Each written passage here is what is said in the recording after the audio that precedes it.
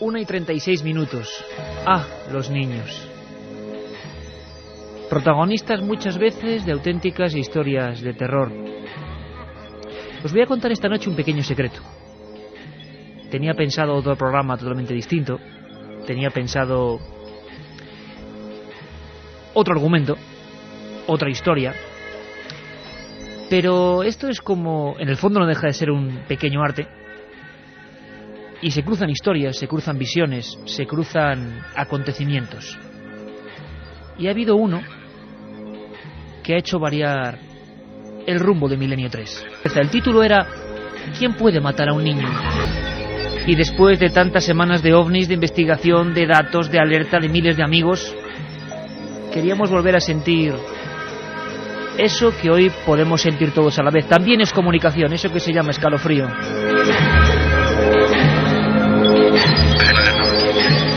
Esa película de Chicho, ¿quién puede matar a un niño?, tenía un sentido, esa interrogante tenía un sentido. Dos turistas llegan a una isla desierta, magníficamente recreada. Bueno, no es una isla desierta, es realmente un poblado blanco. Parece Ibiza o parece Menorca. No quedan personas, no queda nadie. Y los dos turistas alemanes se inquietan. Parece que todo el mundo ha abandonado el lugar repentinamente. Los platos han quedado sobre las mesas de madera. En los bares todavía el ventilador gira sus aspas. No hay nadie. Se rodó a final de los 60. Y de verdad que se eligió un buen elenco de extraños niños, de extrañas caras. De repente, una chiquilla va corriendo por el camino en busca de los turistas. Es una escena que se me ha quedado grabada y que me ha hecho avanzar hacia este programa. La recordamos. Ya te dije que el pueblo no podía estar desierto. Acabo de ver a un viejo con un bastón. Cruzó corriendo de una acera a otra y se metió allí. ¿No ves ese palo que sale de la puerta? Mira, una chica.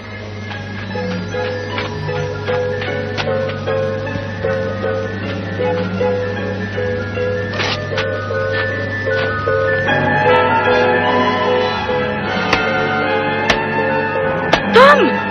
¿Qué está haciendo?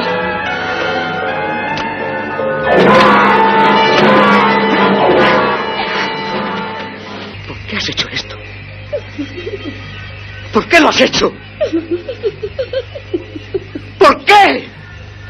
Dime, ¿por qué lo has hecho? ¿Por qué? ¡Vuelve! Todos los adultos estaban siendo exterminados. Era una venganza, la venganza de los niños. Tantas muertes, tantas guerras, siempre ellas las víctimas, y de repente en esa pequeña isla se habían tomado la justicia por su mano. Unos niños misteriosos, como tocados por una fuerza invisible. Niños que en hordas acudían a las casas y desangraban a sus habitantes. Solo quedaban 3 adultos. ¿Qué pasa en Almanzora?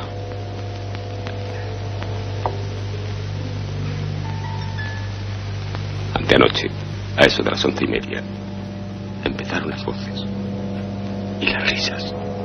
¿Risas? Sí. Parecía como si todos los niños de la isla se hubiesen despertado.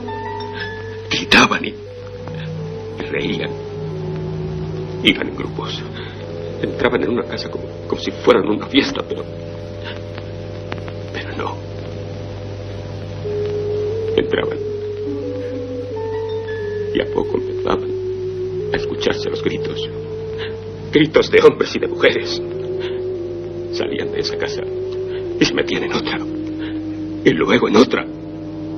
Mi mujer bajó a la calle a ver lo que pasaba. Ella salió en el momento justo en que un grupo salía de una casa. Parecía como si jugasen. Pero llevaban cuchillos y palos. En mi cuarto tengo una escopeta. La cogí. Pero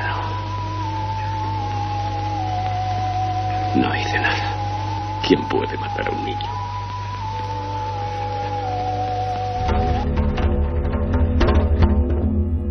La otra realidad. Fenómenos extraños. Milenio 3. en la SER. Carmen Porter, buenas madrugadas. Buenas madrugadas, Iker. Y Carlos Barroso, Katia Rocha, todo el equipo estamos aquí. Por cierto, vamos a empezar con noticia de última hora. Los niños en esta película, en ¿Quién puede matar a un niño?, se volvían prácticamente locos, al unísono. Esa fuerza mental se volvía en contra de los propios principios lógicos y les hacía obrar de esta manera, asesinando a sus semejantes, a sus mayores.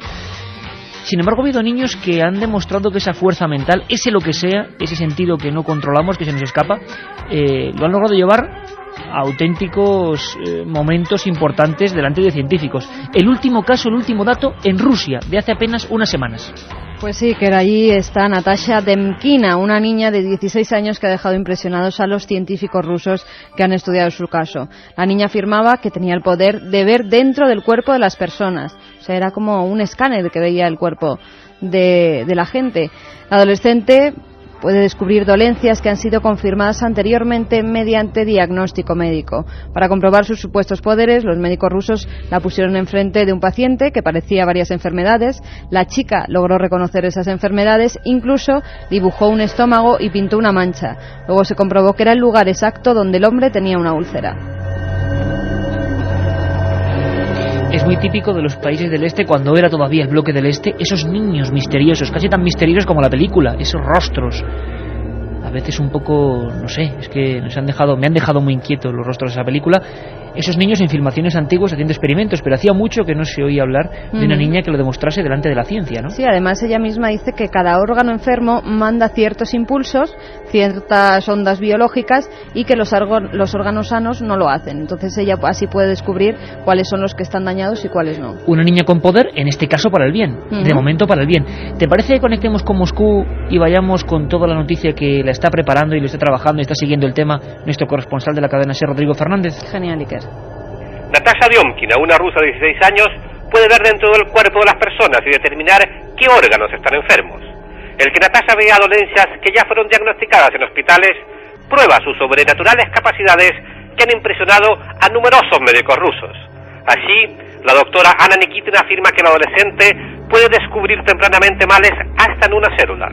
No entiendo cómo lo hace, afirma Nikitina, pero Natasha misma lo explica diciendo que los órganos enfermos envían impulsos, especie de ondas biológicas que ella capta. Los sanos, en cambio, no lo hacen. Cuando tiene dudas, Demkina asegura que puede buscar esos impulsos incluso a nivel celular. La muchacha logró convencer a algunos médicos escépticos después de que estos pusieran delante de ella pacientes con una serie de males que logró identificar. Entre otras cosas, la muchacha dibujó el estómago de un médico y puso una mancha donde éste tenía una úlcera. Sus capacidades fueron descubiertas 6 años atrás, cuando dibujó los órganos internos de su madre Tatiana. Natasha, que puede cambiar a su antojo de la visión normal a la Röntgen, atiende gratis a las numerosas personas que hacen cola frente a su departamento en la ciudad de Saransk, al tiempo que se prepara para estudiar medicina. Así podrá no solo detectar las enfermedades, sino también curarlas, dice. Poderes psíquicos, poderes extrasensoriales, poderes para algunos sobrenaturales. Y de eso va el regalo de esta semana en las vías ya abiertas, Carmen. Claro que sí, líneas abiertas en ese 7640, palabra clave, milenio, espacio y lo que vosotros queráis. Algunos ya nos llegaban diciendo, por ejemplo, nos decía: oh no, chicos, esto es lo que más miedo me da del mundo. Los niños. Luz encendida toda la noche, qué malos sois, nos dicen desde Burgos. Y otro nos dice, Alex Martos desde Barcelona, dice: ¿quién no recuerda la película Los chicos del maíz? Ficción o tal vez eso, ya ha pasado y no lo sabemos.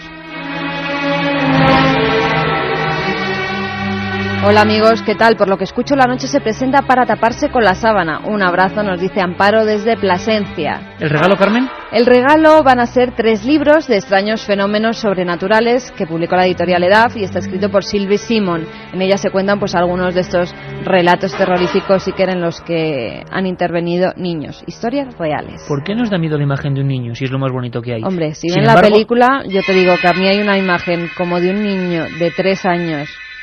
Yo no sé si los niños podrán tener cara demoníaca, pero este la tiene. ¿Que no pueden tener cara demoníaca? ¿Tú te acuerdas de La maldición de Damien? Vamos a hablar de Damien, de Heather O'Rourke, la niña de Poltergeist, de Linda Blair, la niña del exorcista, de muchos niños que desgraciadamente fueron la cara oscura del cine, y de otros.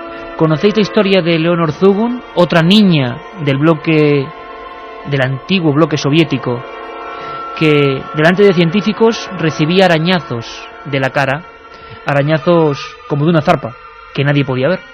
Pero como esto se está poniendo un poco grave y va a haber mucha información, y además incluso análisis médicos y actas notariales sobre niños que han sido estudiados, esos supuestos siempre poderes, ¿te parece que escuchemos a Carlos Barroso y que nos introduzca, al menos en esta fase de antiguos paragnosta o niños dotados en España?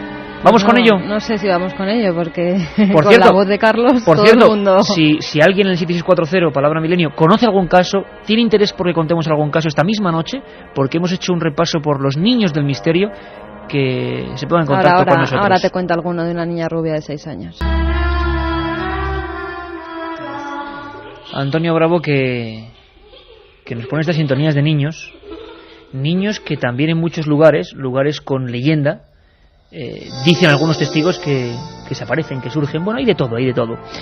Pero lo que está muy claro, lo que es rotundo, es que hay incluso actas notariales, detalles concretos, historias que fueron reafirmadas por médicos, por investigadores, incluso por equipos de investigación, que no se han vuelto a ver en España. Es curioso, en los años 80 sobre todo hubo un nivel de investigación a nivel parapsicológico que hoy está completamente olvidado. ¿Tú has ido a hablar alguna vez? Estoy seguro que los oyentes sí, algunos. ¿Tú, Carmen, has escuchado hablar de Mónica Nieto? ¿Alguna vez? Es parecido al caso de Uri Geller, sí, pero en España. Le llamaron la Uri Geller española. Para los amigos más jóvenes, Uri Geller es el famoso israelí que decía doblar metales, que siempre se ha movido entre el fraude y la realidad, que nadie sabe al final qué pasó con él. Bueno, sí, a mí que me dio una multimillonario. cuchara en mis narices, sí. Y llevé yo la cuchara porque no me fiaba de él, y te aseguro que ahí fascinante, no había... Uri, ¿eh? Sí, el truco no sé dónde estaría. Truco o no truco, lo cierto es que el tipo es fascinante y eternamente joven, sigue igual de joven. Eso sí. Que hace 30 años con Íñigo en aquel famoso programa. Bueno, pues en España no fueron tan conocidos, pero ha habido niños que coparon páginas de prensa porque podían hacer lo mismo. Claro, decir que alguien puede hacer lo mismo sin probarlo es absurdo. Pero es que hubo investigaciones, y esta noche vamos a conocer investigaciones científicas reales que no salieron a la luz y que trataron a esta gente. Mónica Nieto vivía en Cáceres, tenía unos 14 años, era ya una jovencita, y de repente, por casualidad, parece que empezó primero a sufrir fenómenos extraños en su casa y después a doblar metales. Pero caramba, es que llegó a ver una investigación que acabó en actas notariales que vamos a leer. ¿Quieres que escuchemos a la propia Mónica Nieto recordando aquellos momentos? Quizá la única niña española, bueno, hubo otras dos, unas gemelillas que luego conoceremos, pero la única niña científicamente tratada para ver si tenía poderes, ese poder misterioso de los niños. Escuchamos a Mónica Nieto. La verdad es que yo no pensaba nada, ellos simplemente me ponían pruebas distintas que ellos intentaban que yo hiciera, pero por supuesto yo no sabía hasta qué punto tenía ni capacidad para hacer eso, ni hasta dónde podía llegar, evidentemente. Porque como yo no, claro, yo era una niña, tenía 13 años, no podía imaginar que yo podía hacer todas esas cosas. De hecho es que no lo había descubierto hasta entonces. Intenta doblar el metal sin tocarlo. El primer día no era capaz, y ya el segundo, bueno, ya se me doblaba un poquito, y el tercer día hacía filigranas. Yo recuerdo que, por ejemplo, las primeras cartas que me metían en la caja, en una caja opaca, me recuerdo perfectamente que al principio me costaba ver que era un círculo, una estrella, unas ondas o lo que fuese, ¿no? En cambio luego a lo mejor pues me hacían 100 pruebas y decían acertaba 99 o 100, o sea, yo tenía un 99,9% de acierto. La voz de Mónica Nieto, la misteriosa niña de Cáceres, que será analizada ante notario. Julio Barroso, compañero, periodista, investigador, nos ha venido al estudio y nos ha traído las actas notariales alucinantes, caso único en la historia de España por lo menos, donde se muestran esas... Estamos en la cara amable del fenómeno, es decir, niñas como Natasha Demkina de Rusia, que provoca un bien con ese poder. Y estamos hablando de Mónica Nieto, que lo escucharemos en la siguiente hora, desafió a los notarios, con certificados, con datos, con nombres, con apellidos, con actas notariales, dobló metales dentro de tubos de ensayo, con un poder que ella tampoco sabe muy bien de dónde viene. Pero luego también hablaremos del otro lado, de un lado mucho más tenebroso. Vamos ahora con lo que decís vosotros.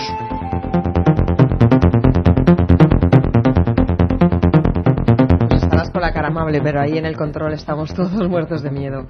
Bueno, los mensajes al 7640, palabra clave milenio. Por ejemplo, Mari de Granada nos dice: mi hermana de 25 años, cuando tenía 3, tenía premoniciones y veía a difuntos familiares. Dice que tenía una sonrisa maligna. Blas de Córdoba dice que estaba trabajando y que tiene una hija de 2 años, pero que piensa que no tiene poderes, aunque ahora la va a observar un poquito más. Pablo y Geray de Las Palmas dice que pensaban tener un hijo, estaban decididos, pero que piensan ahora adoptar un perrito. También será broma, claro, no vamos a ir nosotros en cuanto a la natalidad, al revés. Mari de Sevilla dice: ¿os acordáis de la niña que dijo que vio al hombre del sombrero cuando lo de viandas? Es verdad. O sea que eso sí que dio miedo, eso sí que dio miedo. Fíjate los oyentes cómo se acuerdan. Una niña de 3 años. Y Rosa de Girona... Vamos a hablar luego y vamos a escuchar a niñas muy pequeñas que perciben cosas, y a veces cosas, como decimos, menos amables, ¿no? Rosa de Girona nombra 2 de mis mayores miedos. Habla de las niñas gemelas de la película El Resplandor, en aquel hotel, aquellas 2 niñas gemelas con flequillo y pelo largo moreno. Y habla también de la niña rubita de Poltergeist. Dice que de pequeña le decían que se parecía a ella. Vamos a escucharla después. Y no volvía a tocar un teléfono de juguete. A Heather O'Rourke, que es la que murió. La gente piensa que murió lo del exorcista, y no, murió la niña de Poltergeist, Heather O'Rourke. Por cierto, Carmen, que luego, no las gemelas del Resplandor, pero sí una historia que os va a apasionar, que hemos recuperado del archivo, que es las gemelas de Logroño, año 76. El único caso de gemelas que se provoque de una a otra, sin estar presente una delante de la otra, claro. Bueno, pues sentían, por ejemplo, las mismas heridas. Se quemaba una y salía una herida en la otra. Algo impresionante, con doctores que van a hablarnos de qué pasó con aquel caso. Oyentes que preguntan que si tiene algo que ver con las radiaciones, porque se hablaba de que en la época de la Unión Soviética, pues muchos niños estuvieron sometidos a ellos y luego se decía que tenían poderes. También otro oyente, Ernesto, que nos está escuchando desde una recepción de un hotel en silencio en Ibiza, así que ahora con la de las gemelas del Resplandor tiene que estar Ernesto muerto de miedo. Otro oyente nos dice: lo más fuerte de la película es que a la turista... Es que esto no lo voy a decir porque lo dicen Alcázar. Es muy fuerte. No, vamos a destripar la película. Claro, voy a destripar la película, no puede ser. Además, esta película... Un clásico del cine español. Que Chicho Ibáñez Serrador iba a estar con nosotros en este programa, que seguramente que lo está escuchando, o sea que estará encantado. También otro oyente nos dice: ¿puede ser que la niña haya tomado ese don a causa de las radiaciones? Esto es lo que me comentábamos antes, porque en la antigua Unión Soviética se hacían muchas pruebas nucleares a los niños y a las madres. Claro, sí, lo que hemos comentado, y sobre todo a partir de hechos como Chernóbil, aunque ya la Unión Soviética se desmembraba. Por cierto, Carmen, aprenderemos quién fue Natalia Luova, Leonor Zugun, Florence Cook, sobre todo niñas, más que niños, ¿no? Aunque hay algún niño también, Robert Mannheim, que se las trae. El niño que dio origen a la película del exorcista. El niño, fíjate, que no era una niña.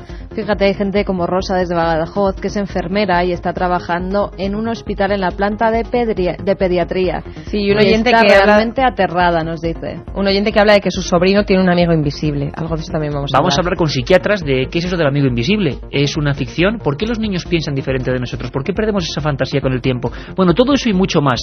Y yo os digo una cosa, Katia y Carmen, pero si hoy no hemos contado nada malo, bueno, esperad a la siguiente hora, ya verás.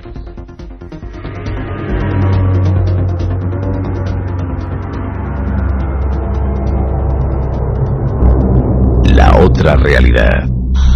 Milenio 3. En la SER. Si quieres viajar a lo desconocido, no dejes de leer El Archivo del Misterio, de Iker Jiménez. Los libros del tercer milenio publicados por Editorial Edad. Ya a la venta El Enigma Nazi de José Lesta, El Código B de David Zurdo, Top Secret de Santiago Camacho, Magos y Reyes de Marrey Bueno y El Camino de Santiago de Mariano Fernández Urresti. Si te gusta el misterio, esta es tu colección. La otra realidad. Milenio 3. En la cadena SER.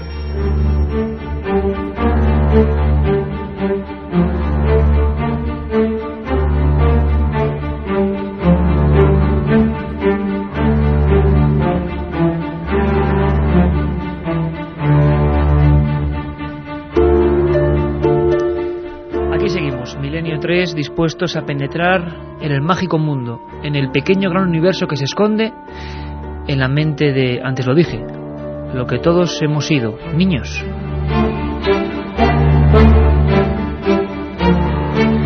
Por cierto que hablábamos de Mónica Nieto, esa muchacha con poderes aparentemente fascinantes. Se quiso retirar del mundanal ruido, nos ha prometido que estará con nosotros, lo decía Julio Barroso, que le entrevistaba recientemente haciendo un repaso de su vida. Fenómenos inquietantes. Dice ella, recuerda ella, que poco a poco aquella comisión fue poniéndole pruebas más difíciles. Y el acierto era sorprendente.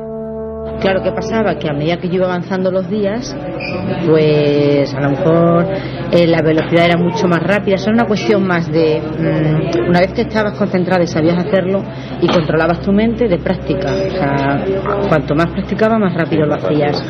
Pues ya llegaba a un punto que no fallaba una. Ya nos reíamos, le decía yo, meten las cartas más rápido dentro de la caja, le decía yo, que vamos muy despacio, o vamos a coger otra caja porque esto ya lo tengo dominado, otra cosa, y hacíamos otra cosa diferente. Empezábamos pues eso con los tubos de ensayo, me metían un metal dentro, ponían un tapón, lo lacraban a microscopio y querían que hiciera determinada forma. Dice, bueno, intenta hacer ondas, intenta hacer algún círculo con el metal, y así, bueno, empezamos con todo esto, con escáner y bueno, y experimentos también para ver cómo estaba mi estado general, si había descompensaciones en la tensión, si se producía algún cambio importante en mi organismo, y bueno, y pues eso, ir probando cada vez hasta dónde podía llegar.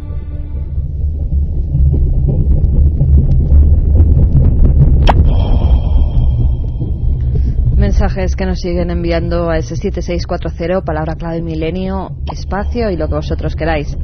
Un amigo nos dice, mi madre me dijo que de pequeño hablé con mi abuelo muerto y que le dije cosas que solo ella y él sabían. Ahora he visto visitantes de dormitorio y percibo cosas. Bueno, hay gente que percibe cosas, gente que tiene que tener una angustia importante porque no sabe y no se sabe. Habrá muchos que sean problemas de la psique, problemas médicamente analizables, y sin embargo hay otras cosas del principio de los tiempos que todavía no tenemos elementos para catalogarlas. Hablábamos antes de una niña rubia, tenía 8 años, falleció en circunstancias extrañas, se llamaba Heather O'Rourke. Si os digo que era la niña de Poltergeist, seguro que todos os acordáis. Demasiado pequeña, pero ya en el umbral, en los desgraciados créditos del cine maldito. En la segunda película que realizó, tenía conversación con su abuela. Una conversación que estoy seguro, Carmen, mucha gente, muchos niños han mantenido con sus abuelos. Siempre hay una conexión muy especial entre niños y abuelos. Unos secretos que a veces las generaciones intermedias no comprendían. Se trasladaban ciertas informaciones, ciertos poderes que... ¿cómo interpretarlos cuando solo eres un niño? Cuando tenía tu edad, aprendí que podía hacer cosas que los demás no podían. ¿Qué clase de cosas? Sabía un montón de cosas. No sabía por qué, pero las sabía. ¿Cómo qué? Una vez, mi madre perdió una pulsera y yo supe dónde estaba. A 3 kilómetros de casa, en un lugar donde nunca había estado. Dime, ¿sabes cosas que no puedas explicar por qué? ¿Sí? Sí. Es un don muy especial que tú y yo poseemos. No tienes por qué asustarte. La niña de Poltergeist, Heather O'Rourke, que ya no puede seguir entre nosotros, que falleció, se ha convertido en una especie de mito, de leyenda. Pero hay muchos que pasaron cosas semejantes a las que ella interpretaba en la película. Siempre la pelea entre realidad y ficción. Vamos a ir adentrándonos en ese territorio en el que los niños no lo pasaron bien. Los fenómenos que se producían ante ellos o que ellos podían ver eran desagradables, eran inquietantes.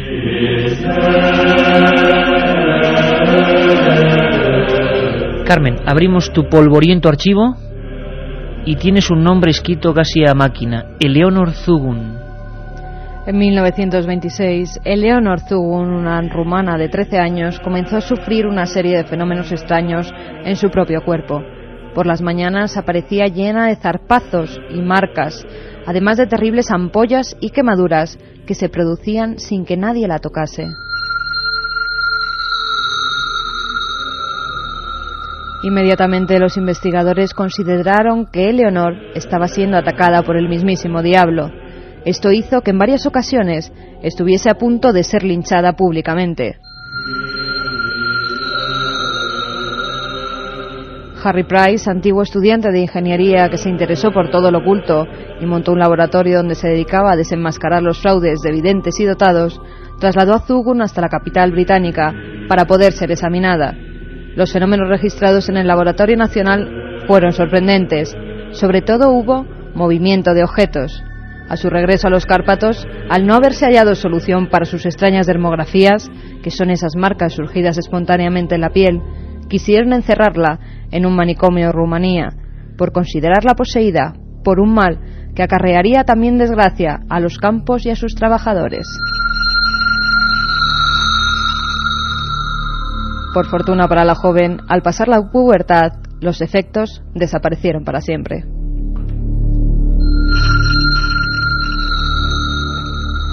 La historia de Eleanor Zugun. Eran personas sin un gran coeficiente intelectual, año 1926, un mundo rural. No sabían qué les pasaba y la interpretación lógica para ese tiempo y para esa gente era que el diablo estaba detrás.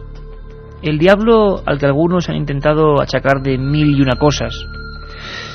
Según sea el tiempo, según sea la región, según sean los aditamentos culturales, la visión es completamente distinta. Vamos a una película. El cine nos sirve hoy de catalizador. De nuevo el cine, de nuevo la gran pantalla, de nuevo, una vez más, El Exorcista. La película que creo que colma todas las ansias de aquel que siente a gusto por la palabra miedo. Hay una escena poco conocida, o que no repara la gente en ella, y que tiene que ver con la historia original que hoy vamos a recordar. La historia del niño que de verdad motivó ese fenómeno, El Exorcista. En la película, en la ficción, era una niña, ¿os acordáis? Linda Blair. También acabó un poco desequilibrada la mujer. No me extraña con el papel que tuvo que hacer. Mucho antes de esos saltos, esas camas que se movían, esas palabras como help me, ayúdame en la piel, esos ojos verdes absolutamente salidos de las órbitas, mucho antes de eso en la película se intenta dar un guiño a la realidad. La madre encuentra algo que es un tablero con letras. Oye, ¿de dónde has sacado esto? Lo he encontrado. ¿Dónde? En el armario. ¿Has estado jugando con él? Sí. ¿Cómo se juega? Te enseñaré. Un momento, hacen falta dos. ¿Qué va? Yo siempre juego sola. Tú no quieres que juegue contigo, ¿eh? No, yo sí. Pero el Capitán Howdy no. ¿El Capitán qué? El Capitán Howdy. ¿Quién es el Capitán Howdy? Yo hago las preguntas y él me da las respuestas.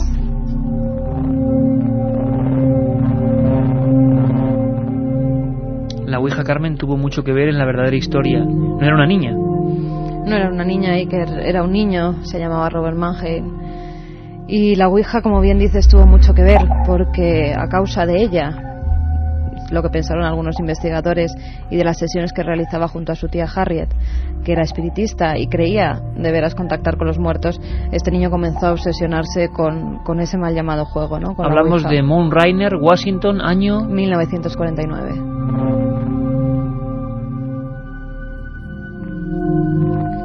Cuando muere su tía Harriet, los fenómenos empiezan a producirse en la casa de Robert Mannheim, empiezan a volar objetos, literalmente salen disparados abrigos, gabardinas desde el armario, desde el ropero. Que eso sí lo reproduce la película. Uh-huh. También algunos de los libros caen de las estanterías, mesas, sillas que se mueven.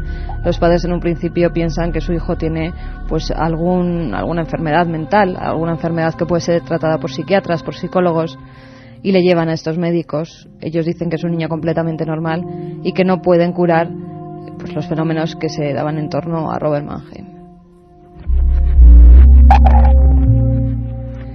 No le creían mucho hasta que una noche estuvieron con él su abuela y su madre en la habitación, porque él decía que oía pasos. Eran como un taconeo que era muy característico además de su tía Harriet. Él siempre la reconocía cuando entraba a casa por esos tacones. Zapatos de tacón. Uh-huh, exactamente. Él decía que oía los zapatos de tacón alrededor de su cama. La madre y la abuela decidieron dormir una noche con él y vieron cómo literalmente se elevaba la cama, como se muestra también en la película, y cómo una garra invisible rasgaba por completo el colchón donde estaban tumbados.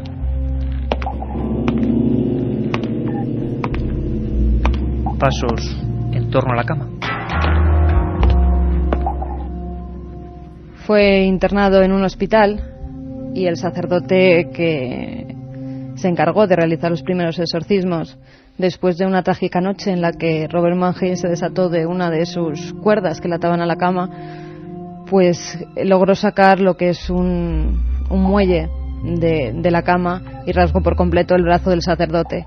Este tuvo miedo y dijo que no quería enfrentarse al demonio.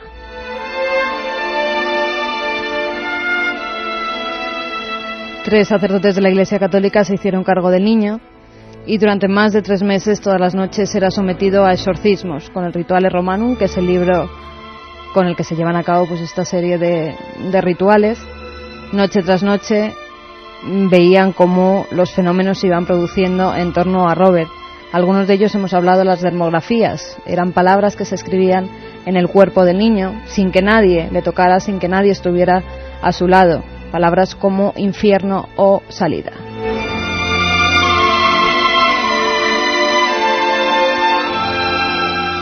También vivieron otro tipo de fenómenos como poltergeist. Incluso a los sacerdotes les iba pues poniendo una serie de trampas, como se muestra en la película, y diciéndoles cosas ocultas, secretos que solo ellos sabían.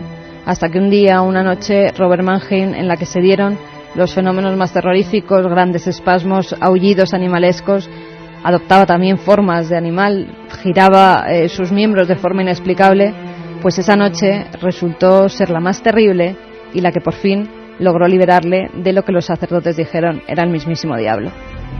La historia de Robert Mannheim, que además tú recuerdas con documentos y con fotografías en tu obra Misterios de la Iglesia. Que podemos conocer gracias a uno de esos sacerdotes, a Bishop, porque él durante todos los 3 meses que duró el exorcismo pues llevó a cabo pues un diario en el que iba describiendo todos los fenómenos que se iban produciendo. ¿Vive Robert Mannheim?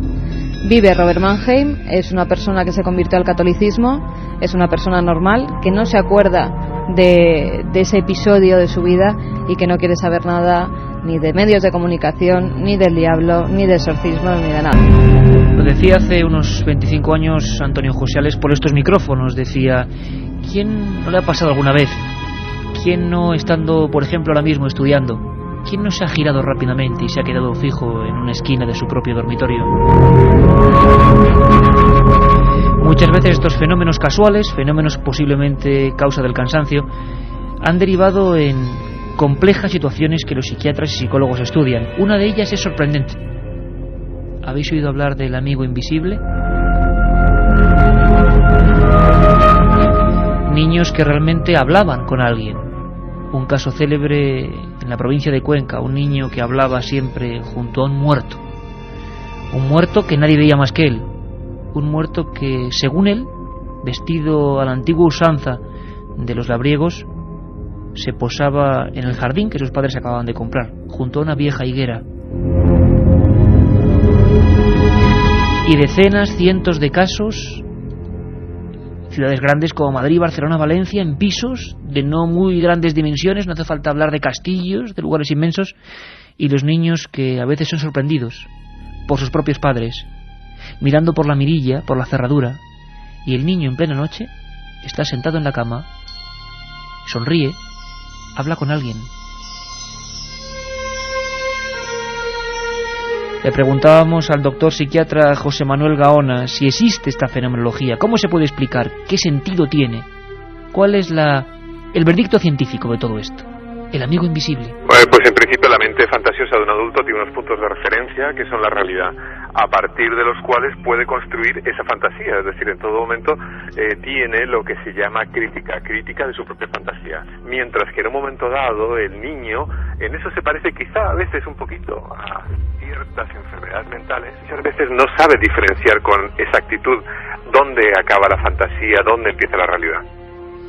¿Hay alguna explicación psiquiátrica para el amigo invisible que muchos de los niños dicen ver? ¿Perdón, la pregunta? Si hay alguna explicación o tiene alguna explicación psiquiátrica el amigo invisible que muchos niños dicen ver. Bueno, más que psiquiátrica, quizás desde el punto de vista de la psicología. El amigo invisible es como el amigo ideal, el que justamente todos hubiésemos querido tener de niños y quizá muchos hubiésemos querido también tener de adultos. Lo que pasa es que, bueno, nunca llega a existir.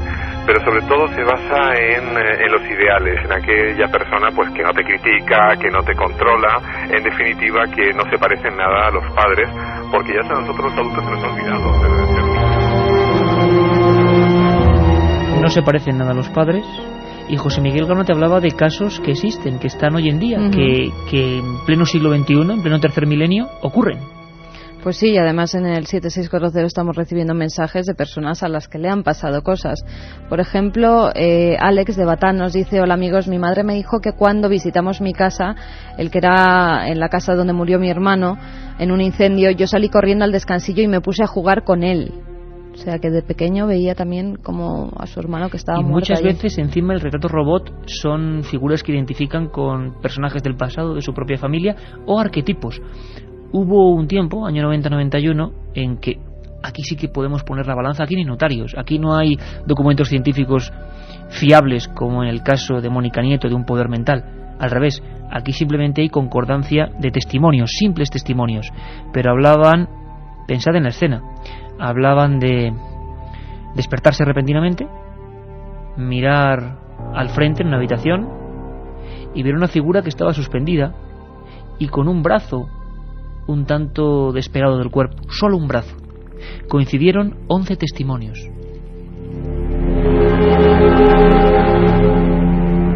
Y en ocasiones incluso, Carmen, la cosa va mucho más allá.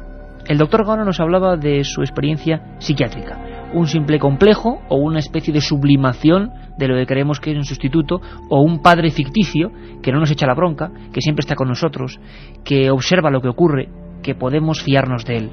No sabemos por qué ocurre, pero ocurre. Y desde luego es un fenómeno natural que desde luego ahora ningún padre que crea que pasa nada raro en su casa porque su hijo... Son cosas que, según nos decía Gaona, pasan con el tiempo. Sin embargo, hay niños que tienen una especial sensibilidad para los fenómenos. Niños que se han convertido en protagonistas de algunos casos. Casos curiosos. ¿Tú recuerdas, Carmen, más o menos en noviembre del año pasado? Hablábamos de la Laguna Tenerife, de un museo restaurado como museo, una casa que ya tenía mucha leyenda, y de las visiones, bueno, primero fenómenos extraños y luego visiones de una especie de niña con camisón o de joven con camisón que vagaba por aquellos pasillos. Llegó a ser portada de varios periódicos canarios hace tan solo unos meses. Recordamos el fenómeno, recordamos el lugar. Vamos hasta allí con José Gregorio González. Básicamente los fenómenos descritos de forma reiterada en su mayor parte obedecen a ruidos extraños, a pasos, a golpes tan estrepitosos que en ocasiones han llegado a pensar que se desplomaban partes tanto de las dos viviendas, ¿no? Tanto del Museo de Historia como del Consejo Consultivo. Y ocasionalmente, Iker, incluso ha sido, sobre todo en el Museo de Historia, ha sido descrito apariciones de presuntos espectros, ¿no? Han sido vistos sombras, incluso siluetas blanquecinas. La otra realidad. Fenómenos extraños. Milenio 3. En la SER. Siluetas blanquecinas que a veces se presentaron justo ante niños, o solamente niños en grupos de adultos, ahora nos lo contará José Gregorio, pudieron percibirlas. Ese sexto sentido. Sexto sentido que luego también recuperaremos y escrutaremos en historias como la de Florence Cook, o otros personajes que han pasado a la historia como ejemplo de visión entre la juventud y la niñez, espectros de juventud y niñez, y muchas historias en el mundo, en diversas partes. Hemos hablado de alguna, en caminos, en carreteras, en campos, en caserones, donde no se aparecen las imágenes de adultos, no se aparecen espectros con forma de adulto, sino niños. Y también niños, Iker, como una chica de 10 años, también rusa, que ha intentado engañar a toda una comunidad científica. ¿También? O sea, no con resultado positivo como Mónica Nieto o como vamos a escuchar ahora las gemelas de Logroño, sino con resultado fraudulento, que también lo hay, y aquí estamos para denunciarlo. Son justo y media. Katia Rocha viene aquí con un montón de mensajes. Pues sí, por ejemplo, un oyente nos dice: mi vecina me ha contado que una amiga suya, a su hijo lo pillaba hablando solo y él decía que hablaba con otro niño que murió en un incendio. Vendieron la casa.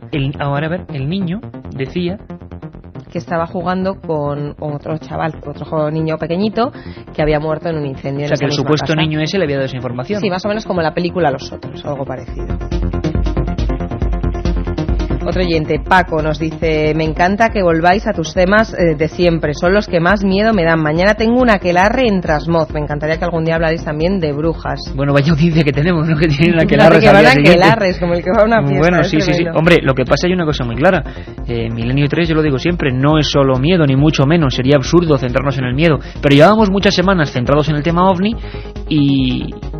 Lo pedían, Sí, además, esa película, por cierto, esa película de ¿Quién puede matar a un niño?, que me he enterado ahora mismo, es casualidad, que van a regalar... Mañana la regalan o la venden con El País. Sí, eso nos decía un oyente en un mensaje. Bueno, no sé si se puede confirmar, pero eso dice. Ahora lo busco en El País. Bueno, un oyente muy marchosa nos dice: tengo 72 tacos, oigo sola y oscuras vuestro programa. Qué valiente soy. Dice que el libro de Damien no tiene nada que ver con la película, que es mucho más terrorífico. Otro oyente, fíjate, es que los oyentes están puestísimos, porque nos dice desde Zaragoza: ¿os acordáis de la niña que predijo la muerte de su hermano en un accidente de tráfico en Madrid cuando ella estaba en Barcelona? Lo recordamos en el previo del alerta, ¿te acuerdas? Exactamente. A lo mejor es que estuvo allí esta oyente. Otra nos dice: está mejor el antídoto para el calor, porque estos son los escalofríos que nos hacen olvidarlo. Se me olvidaba para cuando una noche de psicofonías. Dice que porque no hemos puesto psicofonías de estos temas de niños. Hay psicofonías al final, sí. También nos preguntan por qué no hemos puesto cortes de la película del Espinazo del Diablo. Es que hay tantísimas cosas que no nos da tiempo a todo. Bueno, cuidado, que no hemos puesto cortes del Espinazo del Diablo, que escuchen lo que viene. Ah, sí, bueno, pues ahora pondremos. Otro oyente nos dice: me pasaban, que se adelantan, tienen poderes paragnostas algunos oyentes y se adelantan. Me pasaban cosas raras de pequeño, ahora tengo visitantes de dormitorio, no siempre es agradable. Hola, soy Sergio de Gijón. ¿Os acordáis de esa niña que hablaba en latín? Antonia Batista, creo que se llamaba. Sí, señor, Antonia Batista. Es increíble la gente cómo se queda con los datos. Esa niña, que hoy no va a dar tiempo a recordar, recordamos hace poco su historia, que habló en latín con 3 meses y provocó un proceso judicial que encontramos hace unos años. Hay uno que me ha puesto a mí nerviosa porque, bueno, pues por tema personal. Manolo de Alicante nos dice: hace 2 años sustituí un mes en un hospital a un auxiliar de oncología pediátrica. Contaba visiones y fenómenos extraños de niños. Alucinante. Una de las visiones, según dicen los psiquiatras, típicas del delirium tremens, aparte de varios animales que son comunes en las fobias, serpientes, ratas, arañas, que son los más comunes, es niños debajo de la cama. Eso no es ningún secreto lo que estoy contando. Niños que lloran debajo de la cama o que ríen debajo de la cama es una fenomenología típica del delirium tremens por ingestión alcohólica. Bueno, Esther de Las Palmas nos dice: en ocasiones ni siquiera es necesario mostrar al niño en las películas para aterrorizar. ¿Qué me dicen de la escena? Espero que todos los oyentes la hayan visto para acordarse. ¿Qué me dicen de la escena final de La Semilla del Diablo? La Semilla del Diablo, y encima Antonio, que de vez en cuando nos mete llantos de fondo porque es así de truculento, y luego, claro, la gente... Las culpas a Antonio Bravo, 7640. Y ese libro, Carmen, Extraños fenómenos sobrenaturales. Ya sabéis que sorteamos 3. Es de la editorial Edad. Pues entre todos los que mandéis SMS a ese 7640, palabra clave Milenio. Bueno, seguimos con la noticia. La noticia era la laguna, la casa Lercaro, y niños que habían logrado percibir. Es decir, ocurría algo, habían ido adultos, habían ido aparatos, había ido de todo, pero nadie percibía nada. ¿Lo percibieron quién? Acertasteis, los niños.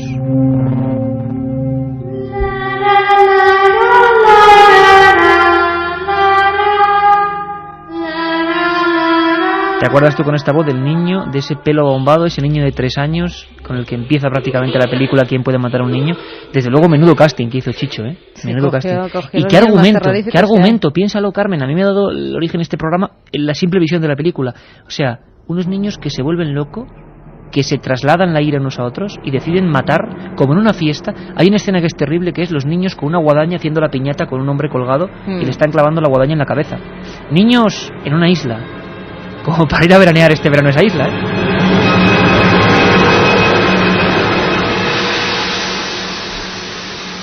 Canarias, Tenerife, La Laguna... ¿Qué ocurrió, José Gregorio?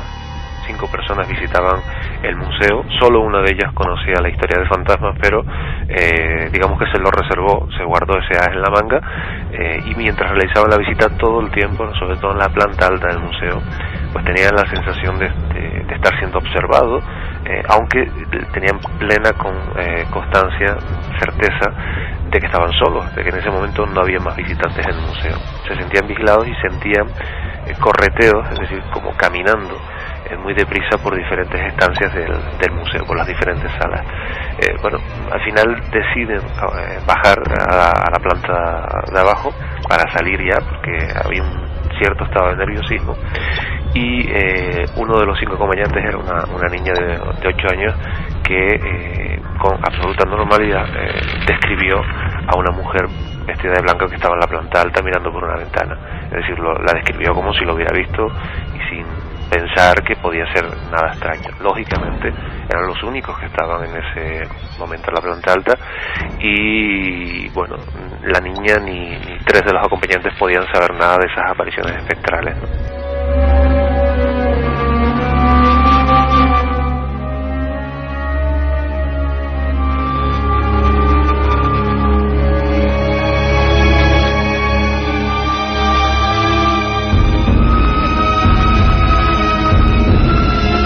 Niños y misterio, niños y enigmas, niños y cosas que no podemos comprender los adultos, que quizá forman parte de su propio mundo, de ese mundo que vamos abandonando, porque hay etapas de la niñez de las que no recordamos absolutamente nada, y es un mundo un poco onírico, un mundo un tanto inquietante a la vez que desde luego fascinante. Florence Cook fue otra de esas jóvenes que bueno, fue investigada masivamente por parte de especialistas, de investigadores, y que hizo pasar miedo, sus sustos importantes, a algunos de los más prestigiosos, bueno, estudiosos de la época, que eran muchos más que ahora, desde luego. Cuéntanos un poco, Carmen, dándonos la ficha de Florence Cook. Florence Cook, desde su más tierna infancia, pues comenzó a sufrir todo tipo de fenómenos paranormales a su alrededor. Ya con 20 años fue la primera en producir ante testigos y en condiciones de vigilancia extrema materializaciones de personas. Hay algunas fotografías incluso en las que se la puede ver pues vomitando una especie de hilos blanquecinos que incluso en ocasiones le salían de las orejas o de la nariz. Lo que llaman ectoplasma. La medium era atada a una silla en un cuarto sin luz. Después de sufrir varios espasmos y sudoraciones en los que perdía varios kilos, comenzaban a aparecer formas etéreas que surgían de la boca. Ante prestigiosos científicos apareció en varias ocasiones el cuerpo de la que se presentó como Katie King.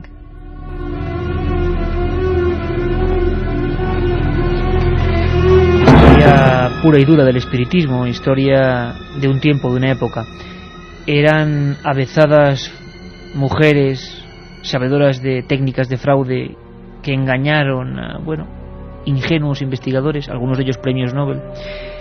Puede ser, efectivamente puede ser, porque hay una cosa, y hay que ser críticos, porque estos fenómenos de ectoplasma, porque estos fenómenos de una sustancia que surgía en esos cuartos oscuros y que generaba, por ejemplo, la imagen de un niño, casi en algo gomoso, algo espumoso, ¿por qué eso no ha vuelto a ocurrir? Hay que ser sinceros.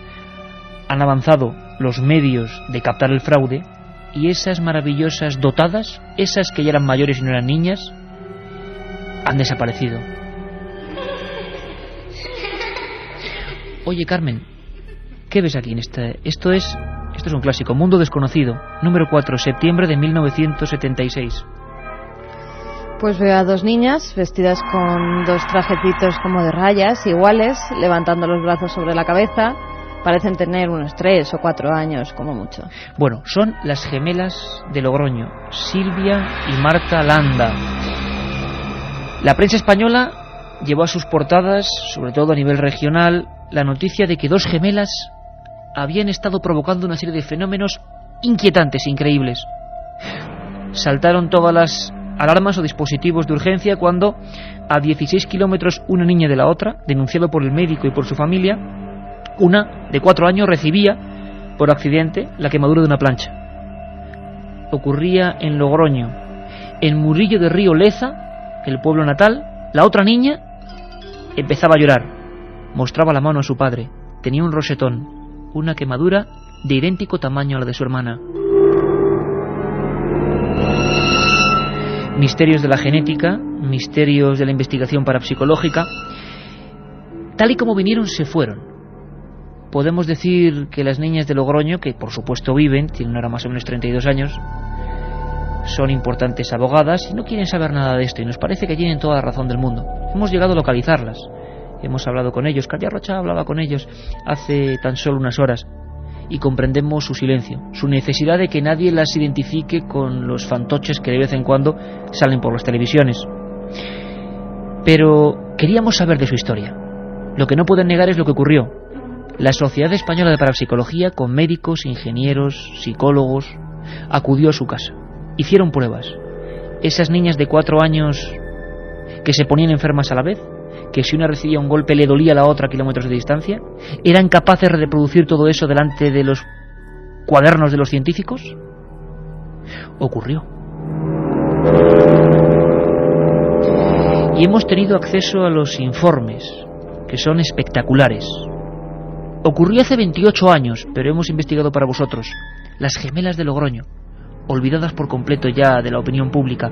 Francisco Gavilán era uno de los psicólogos escéptico que participó en aquellos experimentos increíbles.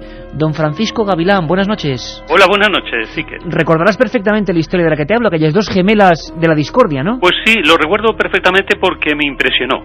Porque yo soy bastante escéptico con muchos de los fenómenos paranormales, pero aquello fue un fenómeno de transmisión tan evidente que bueno, a mí me dejó impactado y lo recuerdo perfectamente. Una de las hermanas, la familia vive, supongo que viven todavía en Murillo del Leza, en la provincia de Logroño.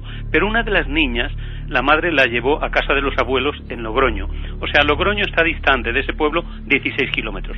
Bueno, pues la niña que estaba en el pueblo, Murillo del Río Leza, en un descuido de su madre, se le cayó la plancha sobre la mano y se le formó un rosetón de bastante dimensión. Y bueno, luego se supo posteriormente que la niña que estaba en Logroño con sus abuelos, pues empezó a quejarse y le empezó a aparecer un rosetón del mismo tamaño en la misma mano que su hermana. Y bueno, hay una constancia fehaciente y porque hay un testigo fundamental que es el médico que atendió a esa niña, que le aplicó cremas antiinflamatorias, ¿no? Y entonces se da ahí el caso de un fenómeno tremendo, ¿no? Francisco, tú, como decías, una mentalidad escéptica, pero llegas a analizar con otros compañeros de la Sociedad Española de Parapsicología, te desplazas allí, sí, y haces toda una serie de complicadas pruebas. ¿Cómo fueron aquellas pruebas? ¿Qué recuerdas de ellas? ¿Qué pudisteis sacar en claro? Las pruebas nos confirmaron y nos refrendaron todavía más que existía una comunicación extrasensorial entre esas niñas, porque mientras las estábamos analizando, por ejemplo, me acuerdo de un detalle, que nosotros llevábamos a las niñas en un mismo automóvil hacia su casa. Y una de ellas ya había bajado del automóvil y estaba prácticamente en la casa, la otra se había rezagado y se le enredó el pie con el cinturón de seguridad y bueno, y le dolía el pie. Bueno, pues la niña que ya había entrado en su casa, eso sintió como su pie no lo podía mover, estaba imposibilitado, y hasta que no le liberamos a una, la que se había quedado en el coche, la otra no pudo andar, o sea, sentía como el pie aprisionado, ¿no? Y bueno, y otras cosas, porque las pruebas consistieron también en hacerles, en provocarles una serie de estímulos, y esos estímulos al mismo tiempo, porque la prueba estaba perfectamente cronometrada, pues lo sentía la otra. Y bueno, hay todo un protocolo de psicología aplicada, y que bueno, se pudo confirmar que estas niñas tenían una comunicación extrasensorial, ¿no? Probablemente exista algún sentido, bueno, se habla siempre del sexto sentido, pero haya algún otro sentido que no tengamos controlados, pero que realmente es un método de comunicación, y esto es una prueba más de que existe, ¿no? Y bueno, son leyes que, aunque son desconocidas, pues bueno, pero hay que creer en ellas porque se conocen sus efectos. El hecho de que no podamos explicar unos determinados fenómenos no quiere decir que no existan unas leyes que lo produzcan. Lo que pasa que bueno, no se conocen, ¿no? A la niña que dejabais en la planta de abajo, una en la planta de abajo, otra en la planta de arriba, sí, a la niña en la planta de abajo le dabais alguna colonia, por ejemplo, muy fuerte, y la de arriba, según parece, notaba esos efectos o hacía gestos con la nariz. Ese tipo de cosas, esas reacciones pudieron ser constatadas no solo por ti, sino por todo un equipo de científicos. Sí, bueno, te puedo citar que estaba una catedrática de psicología de la Universidad Complutense, María Jesús Pertejo, estaba el doctor Tejero, estaba otro psiquiatra, Luis Ramírez, que falleció, y obviamente pues estaba el presidente de la Sociedad Española de Parapsicología, que además filmó. Había 2 cámaras y se filmó todo este proceso, o sea que la conclusión fue tremenda. O sea, una niña que se eligió como agente al que debíamos estimular y otra como percipiente, y bueno, era constante la comunicación que había a distancia entre esas niñas. Francisco, el caso más extraño en esa época de febril investigación, de cuando se conocían algunos casos parecidos, pero el más raro que os habéis topado de este tipo de conexión. Yo al menos es el que he vivido más de cerca y el que me ha ofrecido, bueno, iba a decir mayor credibilidad no, lo estuve viendo y experimentando con este equipo y viendo, y entonces bueno, yo no tengo ningún recelo ni ninguna sospecha de que hubiera ningún truco, vamos. Es que luego se contrastó los protocolos que había hecho un equipo y el otro, y bueno, como todo este proceso estuvo perfectamente cronometrado, cada 5 segundos, si no recuerdo mal, se le daba un estímulo a una y se controlaba si la otra niña lo recibía, ¿no? Auténtica historia de la parapsicología en España, un caso realmente sensacional y que, bueno, quedó ahí, la vorágine de la actualidad lo fue devorando y queríamos simplemente pues echar una ojeada a esa historia tan bonita también de dos gemelas que son fotografiadas, filmadas y bueno, y tratadas científicamente durante ese periodo pues para controlar sus supuestos poderes extrasensoriales, que parece que eran, pues en este caso, bastante evidentes. Muchas gracias, Francisco, por bucear en la historia y recordar ese episodio tan interesante. Muy bien, gracias a vosotros. Gracias, un abrazo. Igualmente, chao. Un viaje en busca del misterio. Milenio 3, en la SER.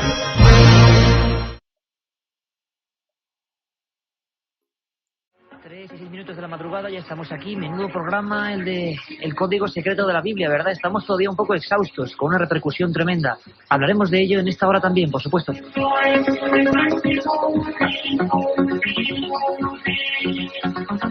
Ya está todo a punto, las luces en penumbra, como es característico. Nos preguntaban por aquí algún mail. Vamos a ver, voy a recogerlo. Mira, aquí. Lo tengo por aquí. Elena Gómez Rosado, que ha escrito, como podéis hacerlo ya, a milenio3@cadenaser.com. A partir de este momento, milenio3@cadenaser.com. Y nos preguntaba, ¿no os asustáis con el plató en penumbra? Carmen Porter, buenas madrugadas. Buenas madrugadas. ¿Esto da susto o no da susto? Ya estamos acostumbrados, pero sí, la verdad es que el ambiente aquí en el estudio 1 con todo apagado es un poco tétrico. Yo siempre lo digo, mucha gente, incluso en Coruña, en el castillo de Santa Cruz, lo bien que lo pasamos la semana pasada, nos preguntaban, ¿pero es cierto lo del castillo? Claro que es cierto. Ahora mismo, si tuvierais una fotografía, estamos aquí, ¿cómo decirlo? Los televisores apagados. Es un estudio muy grande, mítico, el estudio de la radio en España. Los carteles al fondo, 2 hileras de sillas, un piano de cola gigantesco hacia el fondo, y ya al final casi que ni se ve. ¿Y de frente a quién tenemos? Pues aparte de nuestros compañeros Carlos Barroso y Katia Rocha, tenemos pues al maestro, a nuestro particular capitán de la nave del misterio, a don Carlos Nicolás, siempre dispuesto a llevarnos de viaje, por eso, por lo desconocido.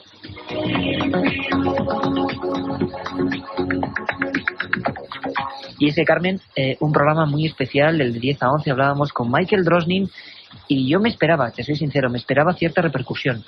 Sinceramente también, no tanta. Muchísimos mails que hemos recibido pues en estas escasas horas que nos separan de la primera edición de Milenio 3 horas a esta de la madrugada. Una barbaridad de mails. Además, cientos además con todo tipo de opiniones, con todo tipo de preguntas. Un tema que tanto para bien como para mal y que levantan pollas. Antes de nada, para que la gente empiece ya a marcar sus números, esta hora que tenéis va a ser habitual, una hora de los oyentes. Ahora, en cuanto Carmen diga algunos de los emails, os comentamos algunas cositas, vamos a dar paso a sus teléfonos. Sabéis que vamos a sortear 3 libros del nuevo Código Secreto de la Biblia, todo un lujo, todo un regalo que ha editado Planeta y que ha hecho Michael Drosnin, periodista del Washington Post y del Wall Street Journal, que esta noche ha estado con nosotros y nos ha dejado el cuerpo frío. Pero ante todo me gustaría decir que hay que tomarlo todo con distancia. Hemos recibido mails, pues no sé, desde niñas de 15 años en Tenerife que tenían mucho miedo y que han llorado con el programa, que le daba miedo el 2006. Bueno, yo desde luego, si os sirve de algo, igual no de mucho, no me creo eso del 2006, el fin del mundo. Hay muchos fines del mundo y hay muchas formas de decir las cosas, quizás se refiere a otra cosa, ¿no? El propio autor del libro dice que el futuro se puede cambiar y que los hombres estamos para eso en la Tierra, para variar el futuro, aunque esté escrito. Y si está escrito, que eso no lo sabemos todavía. Yo, tomarlo a nivel muy personal, sabéis que pocas veces me tiro a la piscina. Yo no me creo que el futuro esté escrito. Otra cosa es que haya elementos que sean curiosos, que se puedan interpretar. Muy rápidamente, Carmen, pero claro, es que son cientos de mails solo sobre el tema del código de la Biblia. Nos hemos quedado alucinados y sobre todo en esta última media hora. Sabéis que ya está abierto el cupo, que los que escribáis entráis en el sorteo de estos libros esta noche. Daremos los ganadores al final. Milenio 3 con número @cadenaser.com. Carmen, digamos, ensalada de opiniones. José Manuel Gutiérrez, por ejemplo, nos decía, pero no hay nada en el código de la Biblia que sea bueno. Pues sí, hombre, por ejemplo, la llegada del hombre a la luna es un hecho histórico bueno, ¿no? Es un acontecimiento importante. Los datos que reflejan dónde está Bin Laden, si esto lo reflejan, claro, también sería un buen dato. Y, por ejemplo, no es bueno, fijaros qué enigmático. Él dice, el código, lo que sea este programa, dice, ¿quién escribió el código? ¿O de dónde surge la clave de todo esto? Dice Lisán, que es un lugar muy cerquita del Mar Muerto, y dice obeliscos. Hace no mucho estábamos enfrente del obelisco inacabado en Asuán. Los obeliscos tienen mucha información. Bueno, son temas apasionantes. Lo que pasa que, ¿con qué nos quedamos? Con esas cosas de catástrofes, el 11 de septiembre, y es lo que más queda. Pero yo creo que hay que hacer un caso, como digo, relativo. Pongamos distancia. Son opiniones, es un programa informático, y ahí está. David Rico nos decía, mi nombre es David, soy fiel oyente del programa. Una anécdota o serendipia mía con su programa. El asunto es que el otro día encontré el código secreto de la Biblia, la primera versión, en un centro comercial. Esa noche, al encender la radio y comenzar a leerle el libro, escucho un anuncio que presenta el programa en el que vamos a tratar el código secreto de la Biblia. Justo en el momento en que abría el libro. Pero es que hace una semana, el sábado pasado, creo, el día que estabais en el programa en Galicia, yo pensé que cuando estaba a punto de acabar, algo sobre los ruidos de Mallorca. Sí. Y justo cuando lo pone, inmediatamente hablamos de los ruidos de Mallorca. Bueno, serendipias, casualidades imposibles. Yo lo que veo es mucho afecto por parte de vosotros. Todos nos decís que estáis enganchados. Nosotros estamos enganchados a vosotros, a vuestras preguntas, y creo que estamos haciendo algo que es aprender todos de todos. Y claro, estas cosas pasan. Cuando uno sigue Milenio 3 con todas las de la ley, pasan estas cosas, Carmen. Otra serendipia de Eugenio, también precisamente con el código secreto de la Biblia. Dice que anoche estaba viendo la película Código Mega, se preguntaba si hablaríamos en Milenio 3 sobre el tema, hoy con el programa, y se lo encuentra. Increíble. Julio Plaza del Olmo dice, tengo una pregunta al respecto del tema que habéis tratado. ¿Qué es eso de que se coge la Biblia original, se eliminan los espacios, se forma entonces una matriz y entonces se juega la sopa de letras a encontrar textos, fechas? ¿Qué criterio se sigue para establecer el ancho y la longitud de las filas y las columnas? Claro, es que eso, mira, yo lo que está muy claro es que vamos a tener que hacer otro programa. Yo os emplazo a otro programa con varios especialistas a la vez, a favor y en contra, porque os parece un debate sobre lo que hemos vivido con el código secreto de la Biblia. Lo hemos dicho, es una especie de matrices, de sopa de letras. No es que la Biblia original se quiten los espacios, es que dicen que la original de verdad no tenía espacios. Y a partir de ahí se pone un código, un escaneo de letras que encuentra, por ejemplo, la palabra luna en caracteres hebreos. Sabéis que no hay vocales en los caracteres hebreos, pero la palabra luna en hebreo. De repente esa luna, en el mismo ancho largo que se determina, en una especie de folio correspondiente a esa luna, aparecen otras palabras, y otras palabras proporcionadas, con la misma distancia, igual. Esas palabras, por ejemplo, eran Armstrong o la fecha, año 69, increíble. José Fernando Cerezo hace una reflexión y nos dice, tengo una prueba para ver si el mundo se acabará en el 2006. Si el mundo se acaba en el 2006, después de ese año no vendría nada más codificado en el código secreto de la Biblia, ¿no? Es decir, que si viene alguna predicción después del 2006, es que no se destruirá la humanidad. Pues no lo sé, pero creo que no viene nada después del 2006, pero bueno, habrá que mirarlo. Desde luego hace falta otro programa. Muchos oyentes que nos preguntan dónde se puede encontrar ese programa que decodifica las letras. Hay que decir que es que está en hebreo. Claro, va a haber una versión en español, informaremos puntualmente y daremos la campanada. Incluso, Carmen, fíjate, te lo digo desde ya. Milenio 3, dejadnos, sería más lógico, un par de meses Y vamos a sortear y a regalar entre algunos compañeros el programa, ¿qué te parece, Carmen?, del Código Secreto de la Biblia. Ahí es nada. Y Carmen, voy a dejar que te vayas porque a partir de ahora, ¿a dónde hay que llamar? ¿A dónde hay que conectarse rápidamente? Un teléfono gratuito para conectar con nosotros. Es el 900-100-800. 900-100-800. Las líneas abiertas desde ya. Si no os lo cogemos, de verdad, esperad un poquito. Sois muchos amigos los que queréis hablar con nosotros. Pero de verdad, que algún día os lo cogeremos y podréis entrar. Es que luego me echan la bronca. Y claro, que Carmen, no me lo coges. Carmen tiene que hacer como la monja de Ágreda, desdoblarse, irse rápidamente junto a Carlos Nicolás y empezar con los teléfonos. A partir de ahora, 900-100-800, teléfono gratuito. Queremos escuchar, cuidado, no solo queremos hablar del Código de la Biblia, sino de peticiones, sugerencias, preguntas, ideas, casos.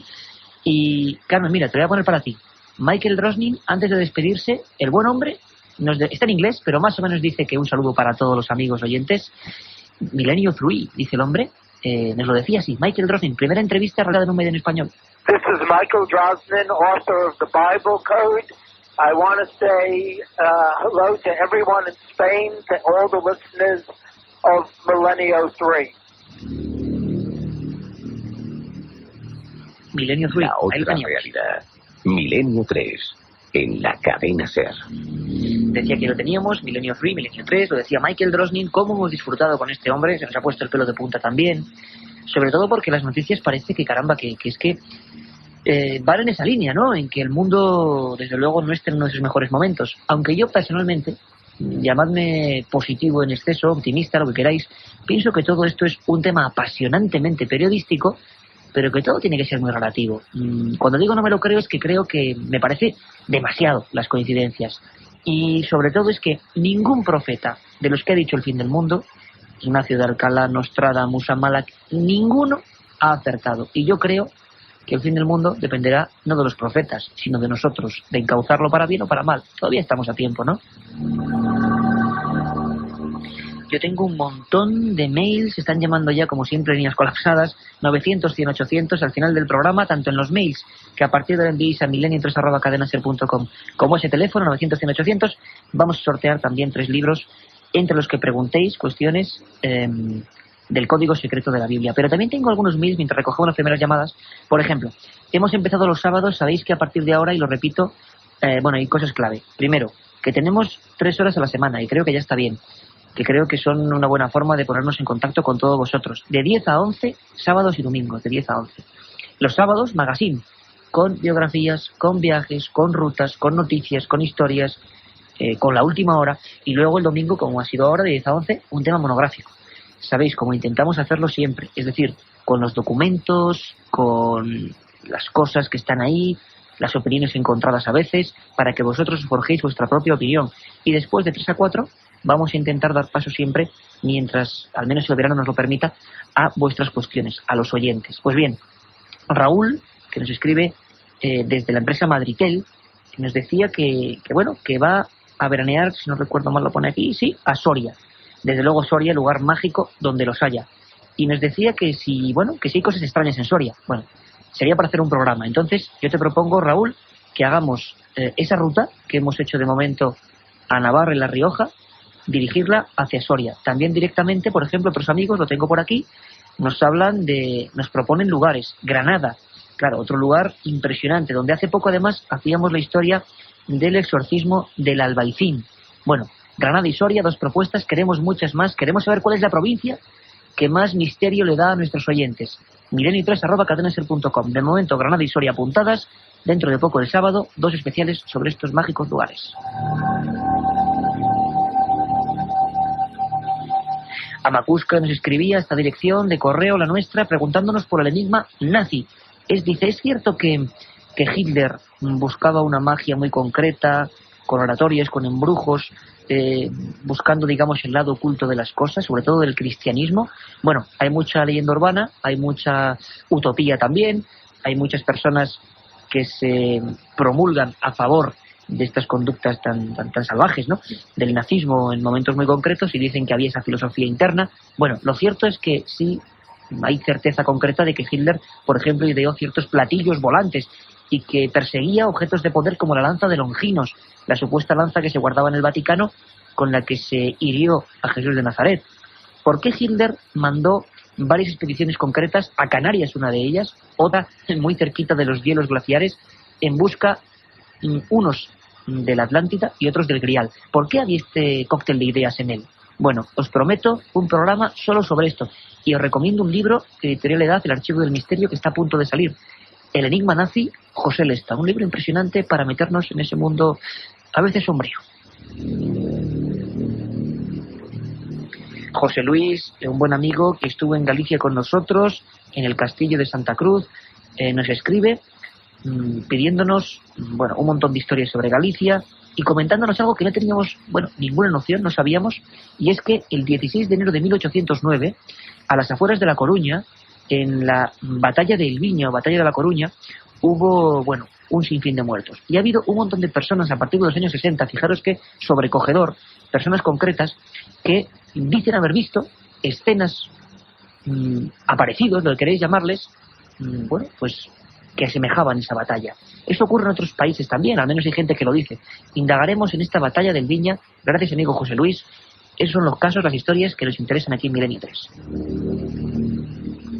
900-100-800, José de Alicante, buenas madrugadas, amigo. Hola, buenas madrugadas, buenas noches. ¿Cómo estás? Cuéntanos. Bien, vale. Yo quería saber si alguna vez podéis tratar el tema sobre criptozoología en España, concretamente en España, porque escribió un libro de criptozoología a nivel internacional, ¿no? Sí. Y creo que en España hay bastantes casos. No son de conocimiento público, pero creo que hay bastantes casos. Desde luego, tienes toda la razón, amigo. Vamos a intentarlo. Bueno, en fin, esto. Y otra cosa, y muy breve, te quiero decir, muy breve, es que yo hablé en cierta ocasión con Lorenzo Fernández Bueno hace 2 años sobre un suceso muy extraño que me ocurrió en Zaragoza. Y bueno, pues fue vía telefónica, tampoco le dio mucha importancia. Y después hablé con Pedro Amorós aquí en Alicante, y el hombre se portó encantado conmigo. Incluso me dijo y me brindó la ocasión de ir a Zaragoza a estudiar este fenómeno. Y es que, bueno, fue una cosa horrorosa lo que me sucedió, ¿no? Cuéntanos un poco. Bueno, pues atropellé un fantasma. Yo iba con una mujer en el coche, iba conduciendo a la mujer, íbamos los dos, y entonces nos entró una sombra, o sea, pero perfectamente, y dije yo, para que atropellamos a esta mujer, y se echó en lo alto y allí no había nadie, pero es que volvimos a dar la vuelta para comprobar qué había ocurrido allí, y volvió a aparecer otra vez la sombra y desapareció inmediatamente.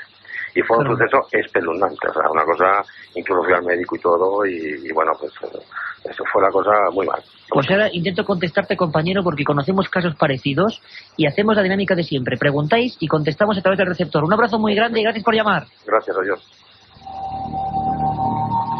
Bueno, pues se quedan nuestro compañero Carlos Nicolás y Carmen y cogiendo los teléfonos un poco también sobrecogidos, porque estos casos, lo sabéis, hemos contado varios de ellos, son relativamente frecuentes. Hombre, no se puede decir frecuentes como que pasan todos los días, pero sí tenemos una amplia y vasta, incluso bibliografía. Primero, el asunto de la criptozoología. Pues por supuesto, el sábado mismo creo que hablábamos, ayer mismo, o antes de ayer, de leyendas y realidades de los pantanos en España. Hablábamos de que, por ejemplo, el siluro, con algunos ejemplares de cientos de kilos, y los siluros albinos con su forma pues monstruosa casi, ¿no?, están dando origen a leyendas urbanas criptozoológicas sobre monstruos. Claro, está ocurriendo ahora mismo en algunos lugares de España, como Mequinenza, en Zaragoza, ¿no?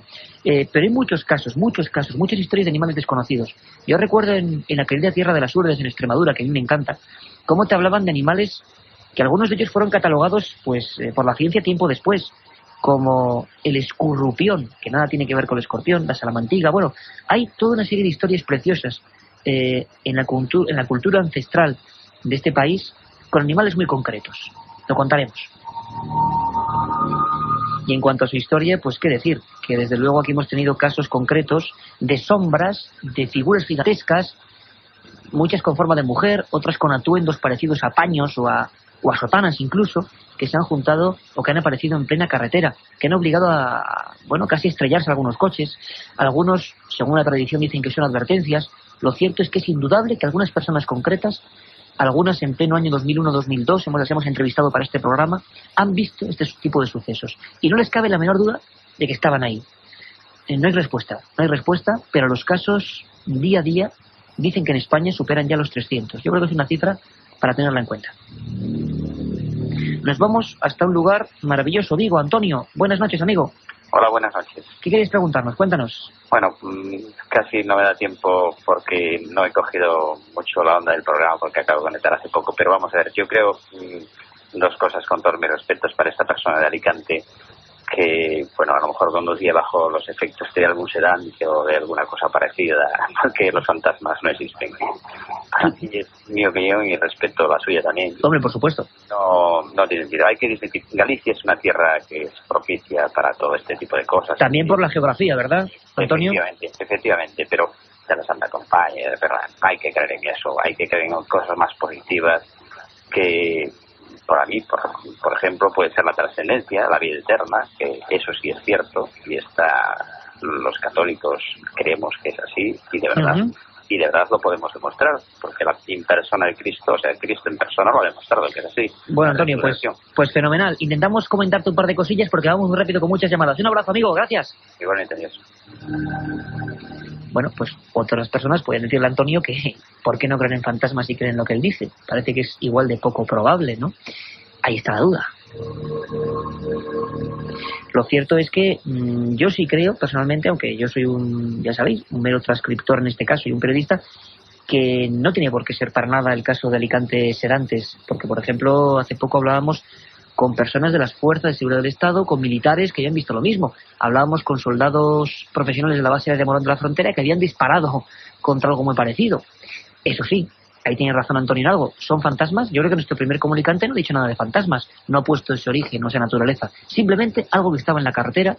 Y yo te puedo decir que personalmente he entrevistado a personas de toda condición social que han visto lo mismo, que estaba ahí. Y no creo que todos los casos, puede que un porcentaje sí, sean imaginaciones. Yo creo que hay algo más. ¿Qué es? Ahí sí que ya no llego. Creo que está José de Barcelona. Buenas noches. Buenas noches, Iker. ¿Qué tal, José? Bien, aquí andamos currando, aquí dándole la rosca. Bueno, fenomenal. ¿Estás por algún lugar? ¿Estás por la carretera? Estoy en la carretera, sí, subiendo para casita ya. Fenomenal, ya acabando la ronda. Cuéntanos.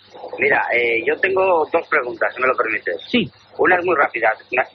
Cuando era pequeño, tendría yo unos 14 años o así, estaba pues ahí al punto de dormirme, ¿sabes? Y no sé, vi como una reja que se me cerraba, ¿sabes? Fue como una especie de visión, una reja que se me cerraba así, unos barrotes que me subían de arriba abajo y luego de lado a lado, ¿me explico? Ajá, sí. Algo realmente extraño, no sé qué podría significar algo como eso. Bueno, yo siempre os lo digo que aquí desde luego, hombre, lo interesante es que haya gente concreta que os pudiera interpretar, pero desde luego hay una cosa importante, José, y es que según la psicología, hay dos tipos de visiones o de cosas que nos ocurren o al justo ir a dormir o justo al despertar, en esos dos, pero hablamos de segundos, ¿eh? Y los expertos dicen, los nombres son muy raros, pero dicen que se llaman visiones hipnopómbicas o hipnagógicas, es puramente natural, es puramente nuestro, y significa, o quiere decir, que más o menos los últimos fragmentos de algo que estabas soñando y que no recuerdas se reflejan perfectamente como si estuvieran ahí en la vida. O sea, como si tú no... Si imagínate que estabas soñando con una persona, pues como si se te apareciese esa persona. Esto, la psicología lo tiene perfectamente descrito. No es nada paranormal. Si es justo al irse a dormir o al despertar, parece que tiene explicación perfectamente natural y que no hay que en ningún momento angustiarse. ¿Y cuál es la segunda pregunta, José? A ver qué fenómenos extraños ha podido haber en Burgos. En Burgos, hombre, ahora mismo te contesto. Un abrazo, amigo. Otro, hasta luego. Bueno, y es que Burgos es una de las tierras con más misterios históricos, paranormales, ufológicos, arqueológicos. Fíjate, nada más hablar de cosas como Atapuerca, ¿no? Auténtica cuna, dicen, los primeros hombres inteligentes o con cierto grado de inteligencia que campaban por aquí, por la península ibérica. Yo te voy a contar una cosa que me remonta a mi niñez. Fíjate, te podría hablar de Burgos, de muchísimos casos investigados por mí personalmente. Yo recuerdo perfectamente cuando hice un reportaje en uno de mis libros, en mi primer libro, Enigmas sin resolver, de uno de los casos que a mí más me ha impactado y que un día contaremos aquí. Y es el aterrizaje de 5 cosas ante 5 militares de la Academia de Ingenieros del Ejército de Burgos, y que fue el primer caso en España que toda la prensa reflejó. Era el 2 de enero de 1975, y que durante 20 años el Ejército del Aire español mantuvo en secreto. Todos los expertos, hasta los más escépticos, consideran ese caso y no otro, en las proximidades de un pueblito que conocerás, Quintana Ortuño, como el caso ovni más raro de la historia de España. Ahí es nada. Y yo te contaría a nivel de la niñez de una cosa que me acuerdo que me marcó en un libro de Juanjo Benítez, una historia en Solarana, muy cerca de Lerma, ese maravilloso lugar. Un agricultor que fue perseguido, vamos a llamarlo así, por una especie de medialuna rojiza. Pensó que era un incendio y aquella medialuna fue hacia él. Lo misterioso es que esa misma noche y no otra, en el polígono de tiro de las Bardenas Reales en Zaragoza, otro de esos grandes casos que motivó información confidencial que ha sido liberada pues 20 años después. A la misma hora, prácticamente unos minutos después de que este campesino que iba en un Renault 6, Carlos Izquierdo, me acuerdo que se llamaba, fuera perseguida por esta media luna, que le hizo todo tipo de perrerías cruzándose la carretera, pues 30 personas en uno de los polígonos de tiro más vigilados de España, Bardenas Reales, Navarra, se las veían con algo muy parecido, la descripción la misma, como una campana rojiza, algo realmente intrigante. Gabriel, desde Tarragona, buenas madrugadas, amigo. Hola, buenas noches. Cuéntanos, Gabriel. Quería preguntarte dos cosas. A ver. Si sabes de algún misterio ovni o paranormal por aquí por Tarragona. Ajá. Y sobre las caras de Belmez. Sí, cuéntanos. Si ha salido alguna cara más o... Nuevas caras, ¿no? Sí, porque hace 5 meses que no os puedo escuchar. Ahí va, pues te has perdido una investigación alucinante. Qué pena, porque con las caras de Belmez hemos descubierto, bueno, este programa se ha volcado en hacer una historia sobre algo que nos parece clave, y es una familia muerta, la familia de esa casa que murió en la guerra civil, y hemos comparado sus caras con las caras de Belmez. Te intento resumir todo en un minuto, ahora en un momento, ¿vale? Gracias. Vale, adiós.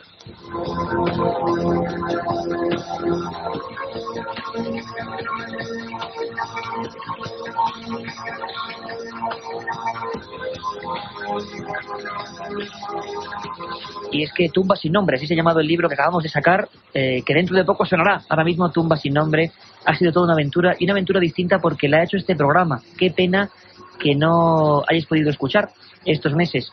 Toda una investigación que ha dado un giro histórico al tema de Belmez. La policía científica ha colaborado con nosotros, Salvador Ortega Mayer, uno de los fundadores, informáticos. Bueno, hemos conseguido vincular las caras de Belmez a la familia de María Gómez Cámara, la dueña de la Casa de las Caras. Toda esa familia fue masacrada en la Guerra Civil, ni más ni menos. En una de las páginas más ocultas, la toma del santuario de la cabeza, ni más ni menos. Y en ese libro, en Tumba sin nombre, que vamos a poner ahora mismo además esa advertencia sobre el libro, mejor imposible, hemos ido colocando cara a cara con programas solo al alcance de la policía científica. Y bueno, las concordancias han sido espectaculares. 70% de parecido prácticamente entre las fotografías de esas 7 niñas y sus padres que murieron ahí y las caras de Belmez. Hemos ido hace 10 días a Belmez para ver la repercusión de este estudio que da un giro a toda la historia, que explica muchas cosas, y algunas de las caras no están apareciendo, estaban desapareciendo, ni más ni menos. Hacemos una pequeña pausa y seguimos esperándoos en el 900-100-800 y en el milenio3@cadenaser.com. La otra realidad. Fenómenos extraños. Misterios sin resolver. Milenio 3. En la SER. 1937. 200 personas mueren trágicamente en el santuario de la Virgen de la Cabeza. 1971 aparece el fenómeno de las caras de Belmez. 2003. ¿Qué relación existe entre estos dos episodios? Descúbrelo en Tumba sin nombre. Un apasionante libro de Iker Jiménez y Luis Mariano Fernández. Una tragedia, un misterio, una investigación. Editado por Editorial Edad.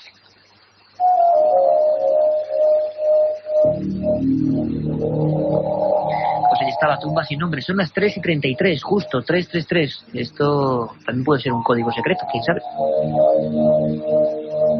Nos vamos rápidamente, como siempre, Carmen Portera, a tope con los teléfonos, colapsadas las 8 líneas del 900-100-800. Alberto desde Lérida. Alberto, buenas noches, amigo.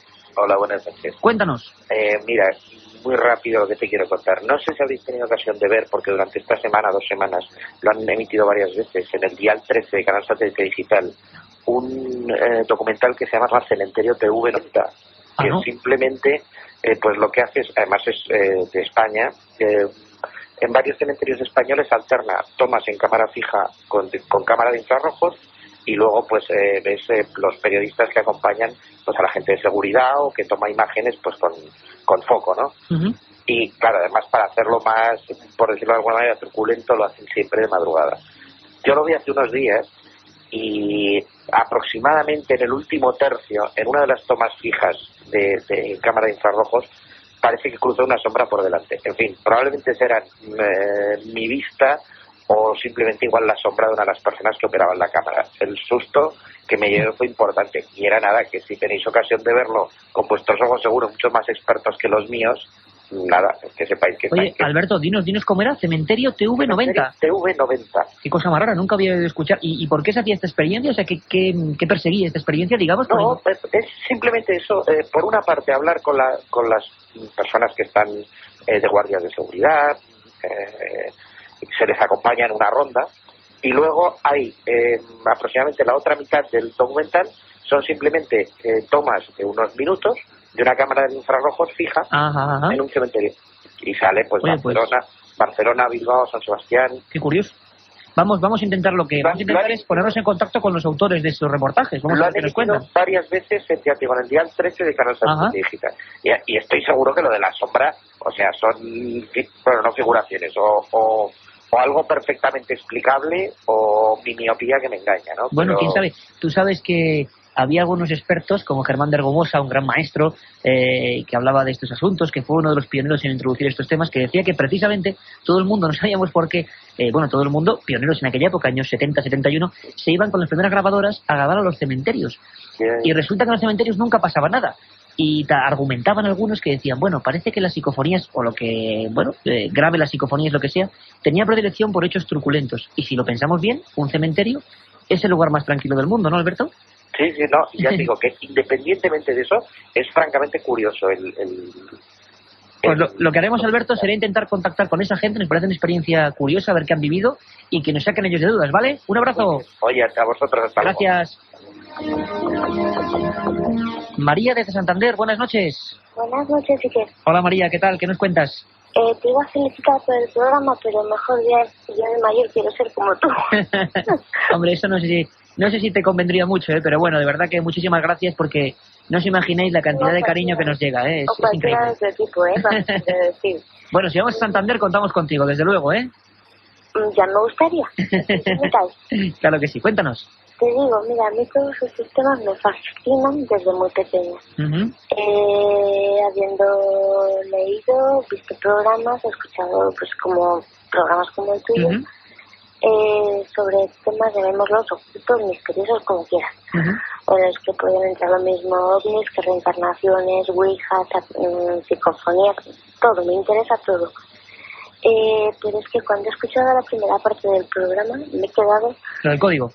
Sí. ¿Te ha impresionado mucho? Petrificada, asustada. ¿Y querías saber algo o preguntarnos algo en concreto? Bueno, no te asustes, que no merece la pena, de verdad. Comentarlo. Que lo que es, me he sentido engañada, en el sentido de que, nos han demostrado que eso se ha cumplido, que hay dos. Yo digo, más ahora que he oído muchos de tus oyentes hacer comentarios, ¿cómo es posible que no tengamos prácticamente nada de información sobre este tema en concreto? Eso sí es curioso, ¿ves? Y todo el mundo sepa lo que es una ouija, una reencarnación, un ovni. ¿Por qué nos dejan luego salir, a raíz de las Torres Gemelas, por ejemplo, a debatir si era una...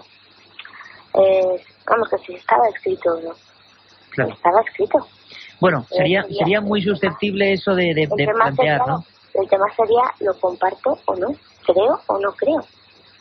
Bueno, lo que vamos a hacer, María, lo que vamos a hacer es otro programa, porque vemos que han quedado miles de dudas, de historias, de inquietudes, que yo creo que, os lo digo de nuevo, hay que tomar con cierta distancia, porque esto es un programa de un profesor de la Universidad de Jerusalén y un impacto mundial.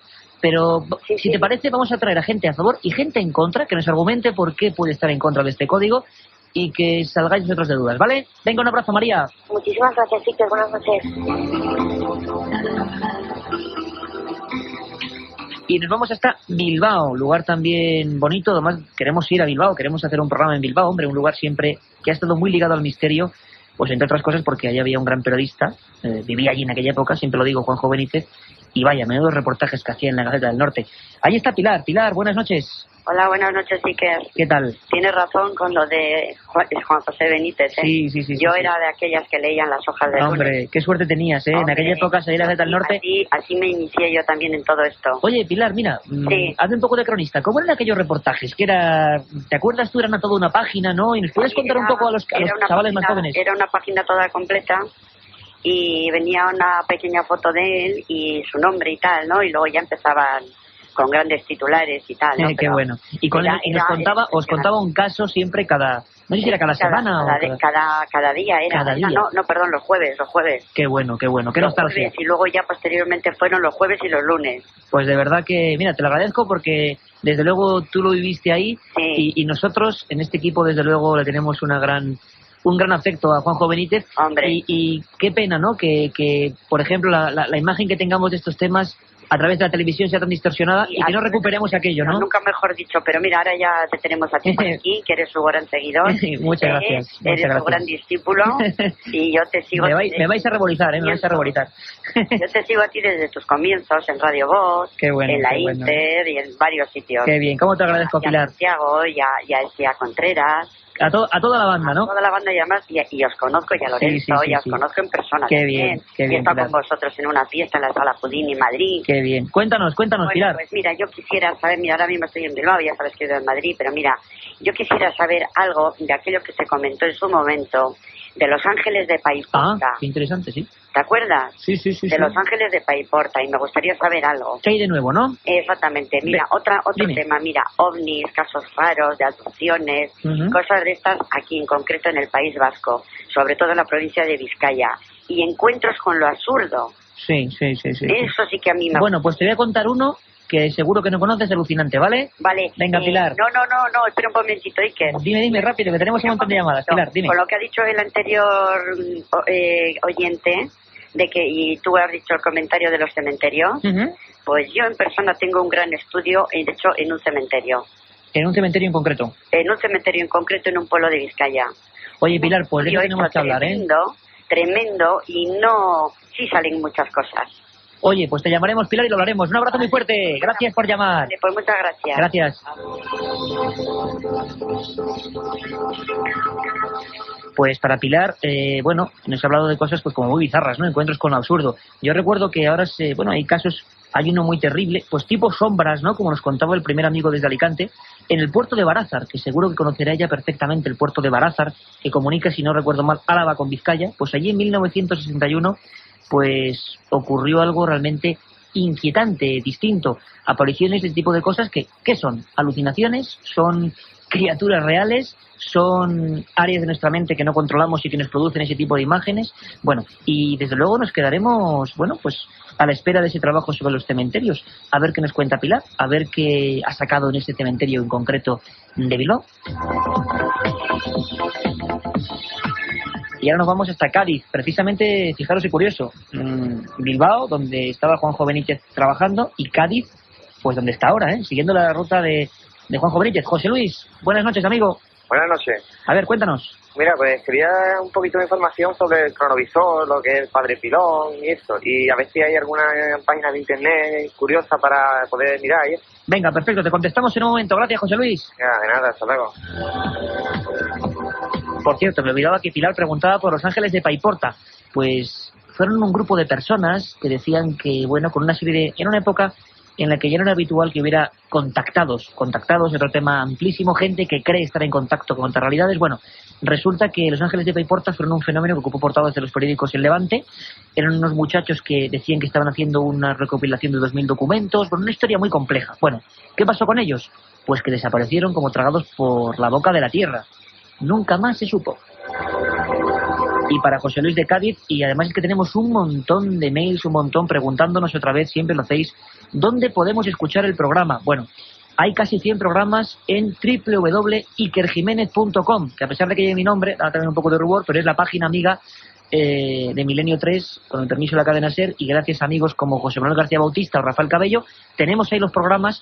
Mucha gente dice que caramba, que se saturan. Claro, es que a veces hay 100.000 escuchas casi a la semana de programas de Milenio 3. www.ikerjimenez.com, ahí lo tenéis, y el compañero pues podrá acceder a todo tipo de información. Sobre el cronovisor, un programa seguro, porque es una historia que tiene que ver con el Vaticano y con una búsqueda como de la máquina del tiempo, ¿no? ¿Nos parece de ficción? Bueno, José Luis, un poquito de calma, porque haremos un programa y te sacaremos de dudas. No era el Padre Pilón.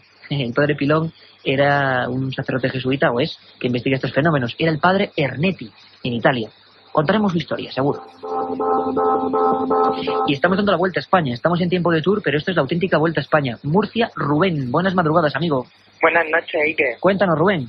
Mira, que anoche echaron un reportaje en la 2, yo no lo pude ver, pero me lo han comentado, sobre que en la Luna, la llegada a la Luna, la supuesta llegada a la Luna del hombre, pues que pudo ser un fraude. Un montaje, ¿no?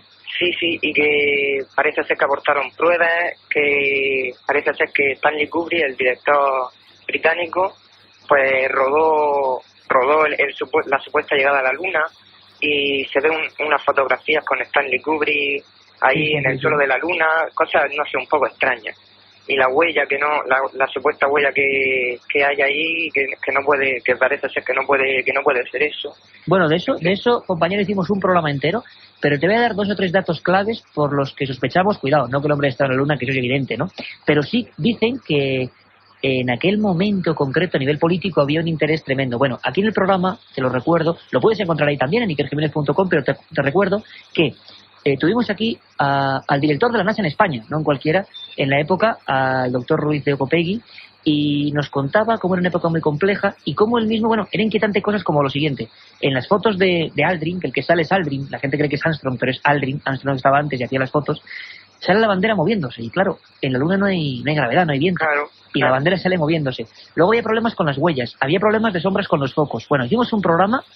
Es cierto que hay 3 o 4 detalles inquietantes de verdad, para pensar que quizá esa primera toma o que hay imágenes de un montaje. Y sí te puedo contar una anécdota muy curiosa. El experto en láser de estos temas de astronomía, Javier Gregorí, nos contaba, a modo de anécdota, que él estando en las instalaciones de Cabo Cañaveral encontró un archivo con un montón de fotos como las de la Luna, pero con focos.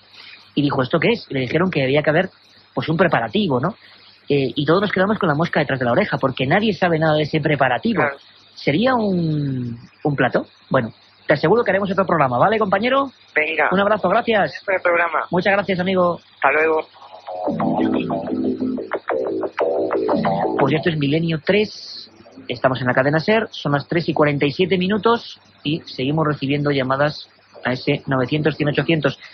Un pequeño descanso porque tenemos que dar también paso a los mails. Nos escribió Juan Coinet y nos preguntaba muy escuetamente, ¿cuándo vais a tratar el tema del Duende de Zaragoza? Bueno, tema espectacular donde los haya, el Duende de Zaragoza, muy pronto, la historia más increíble de la preguerra en España.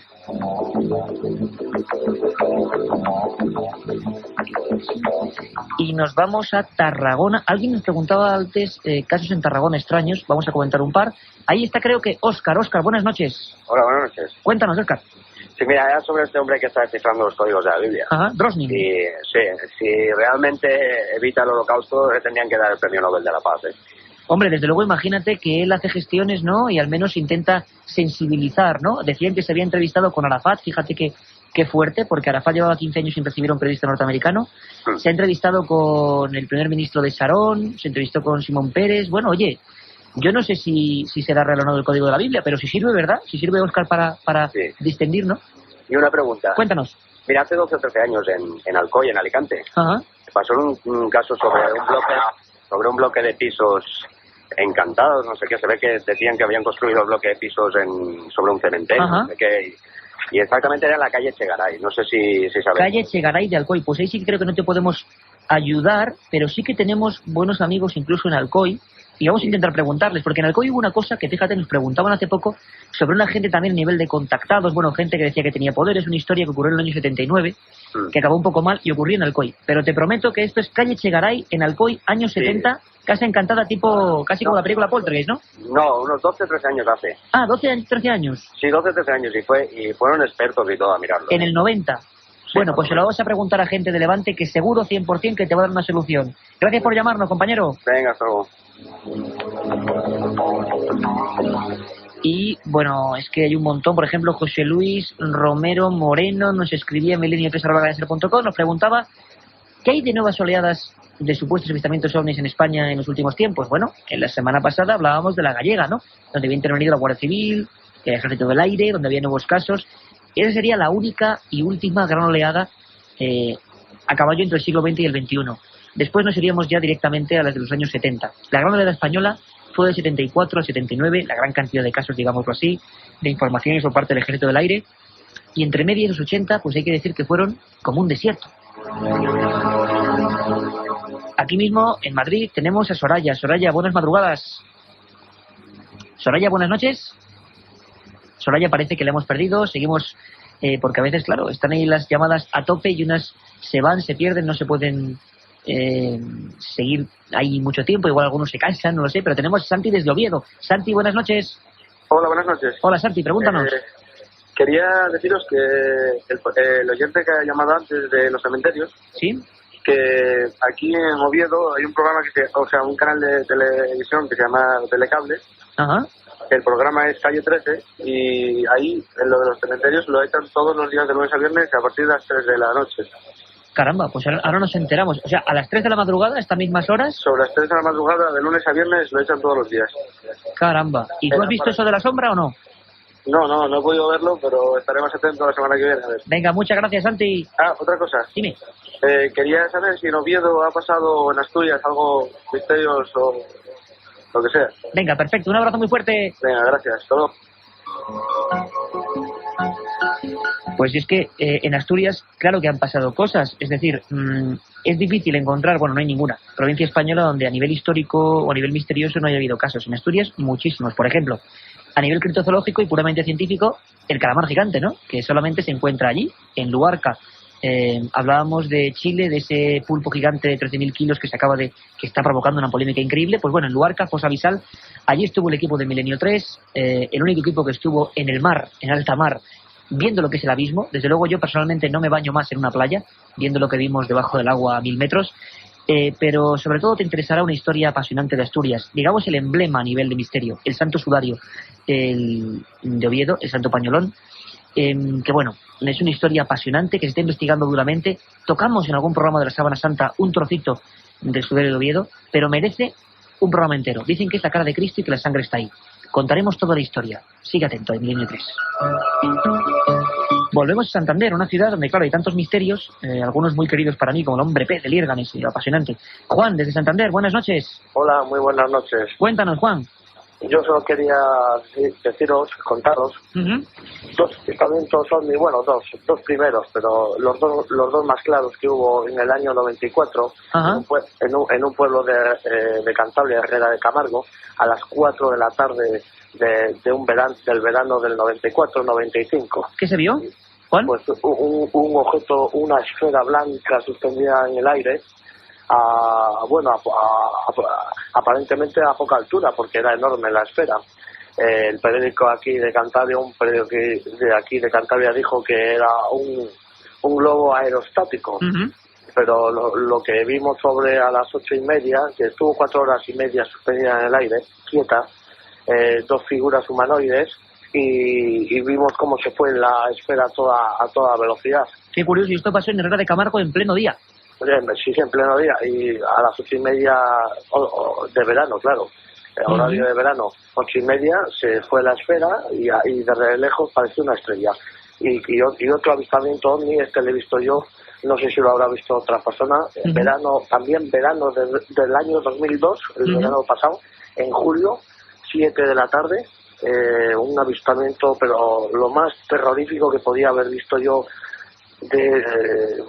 Lo de las películas de Stephen King se queda corto. Eso sí que era un objeto no identificado. La base era rectangular, salió de la nada. Yo estaba en casa en un quinto piso, viendo cómo se iba acercando aquel aparato, bajando más bajo, iba más bajo que las nubes.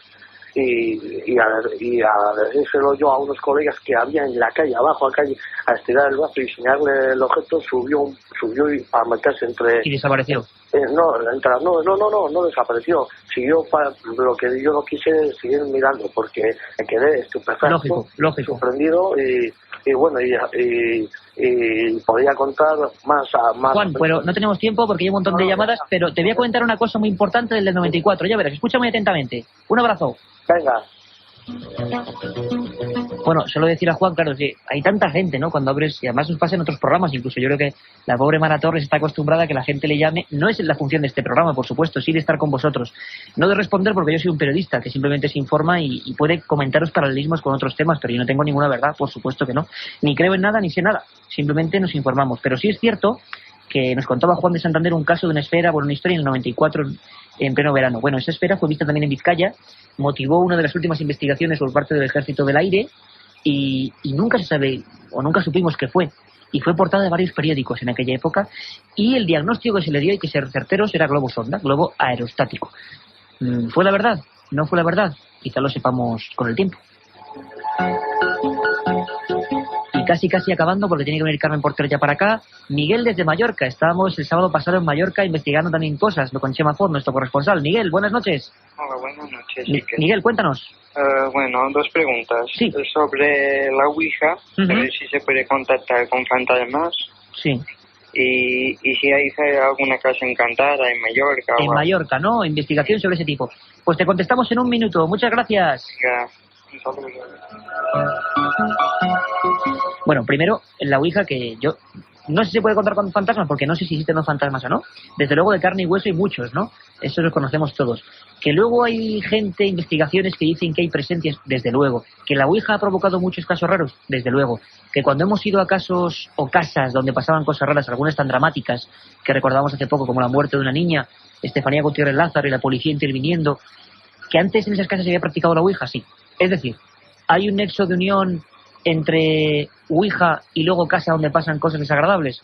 Pues parece que sí, que es evidente. ¿Y por qué la Ouija se llama Ouija? Ouija, del alemán y el francés, sí. Bueno, fue una historia realmente inquietante que empezó hace un siglo y que parece que mueve cosas muy extrañas, muy misteriosas. ¿Qué tenemos que hacer? Desde luego un programa solo sobre lo que motiva la Ouija, si es alucinación, si se mueven energías que no controlamos o si realmente hay algo más. Lo haremos. Y en cuanto a casos y casas en las Islas Baleares, pues la más famosa fue una en Menorca, precisamente, si no recuerdo mal. ¿Menorca o Mallorca? La Punta del Esquisador. Bueno, lo contaremos con Chema Ford, nuestro corresponsal allí. Y es que la gente pregunta muchas cosas y claro, no hay respuesta. Lo que hay es un montón de mails y de llamadas. Carmen Porter, como siempre. Como siempre, la centralita llena. Se nos ha quedado Vanessa de Madrid. Ahí que no la hemos podido dar paso en el último momento. Un saludo, Vanessa. De verdad que contactaremos contigo. Pero la semana que viene, que lo intente, que de verdad que la pasamos la primera. Venga. Y vamos a dar los ganadores de esos 3 libros del Código Secreto de la Biblia, segunda parte. Son José de Alicante, Rubén desde Murcia y en el mail Eugenio Buitrago. Eugenio Buitrago, repítelo de nuevo, Eugenio Buitrago. Eugenio Buitrago, José desde Alicante y Rubén desde Murcia. Bueno, nos pondremos en contacto con ellos para enviarles ese libro. Y la gente con un montón de cosas, ¿verdad, Carmen? Lo que pasa es que nos preguntan algunas cosas que, claro, nosotros no tenemos ninguna verdad, ni desde luego somos los más alejados de los gurús o los que, incluso los expertos que puedan saber de esto. Simplemente yo creo que en estos temas no hay expertos. No. Y nadie lo malo es eso, Carmen, que la gente enseguida se hace experto, pero aquí nadie lo regula, ¿no? Y entonces cualquiera puede hablar de presencias, de seres extraños, de lo que sea. Pero de viajes a Venus, a Marte, claro, de que contacta con espíritus todas las noches. Desde luego que Milenio 3 yo creo que es un programa que es todo lo contrario. Hoy teníamos a Drosnin, el periodista del Washington Post, contándonos cosas físicas, objetivas. Y la semana que viene, creo, os adelanto, que vamos a viajar hasta México, donde están pasando cosas intrigantes, que tienen que ver con las antiguas culturas y desgraciadamente con cosas que pasan ahora mismo. Vamos a ver si lo logramos. Están pasando cosas que tienen que ver con sacrificios humanos. Algunos hablan de snuff movies, leyenda urbana, ¿no? Dicen sí o no. Bueno, no se sabe tampoco si es leyenda urbana o no. Un programa que no solo es paranormal, que nos adentramos en lo policial, en lo arqueológico, en la historia. Hablamos de los herejes de la historia. Y quiero repetir muy rápidamente el horario, porque hay algunos oyentes que nos lo preguntan. Sábados y domingos de 10 a 11 de la noche y como siempre el programa de madrugada de 3 a 4. La madrugada. Pues tú lo has dicho. Un abrazo.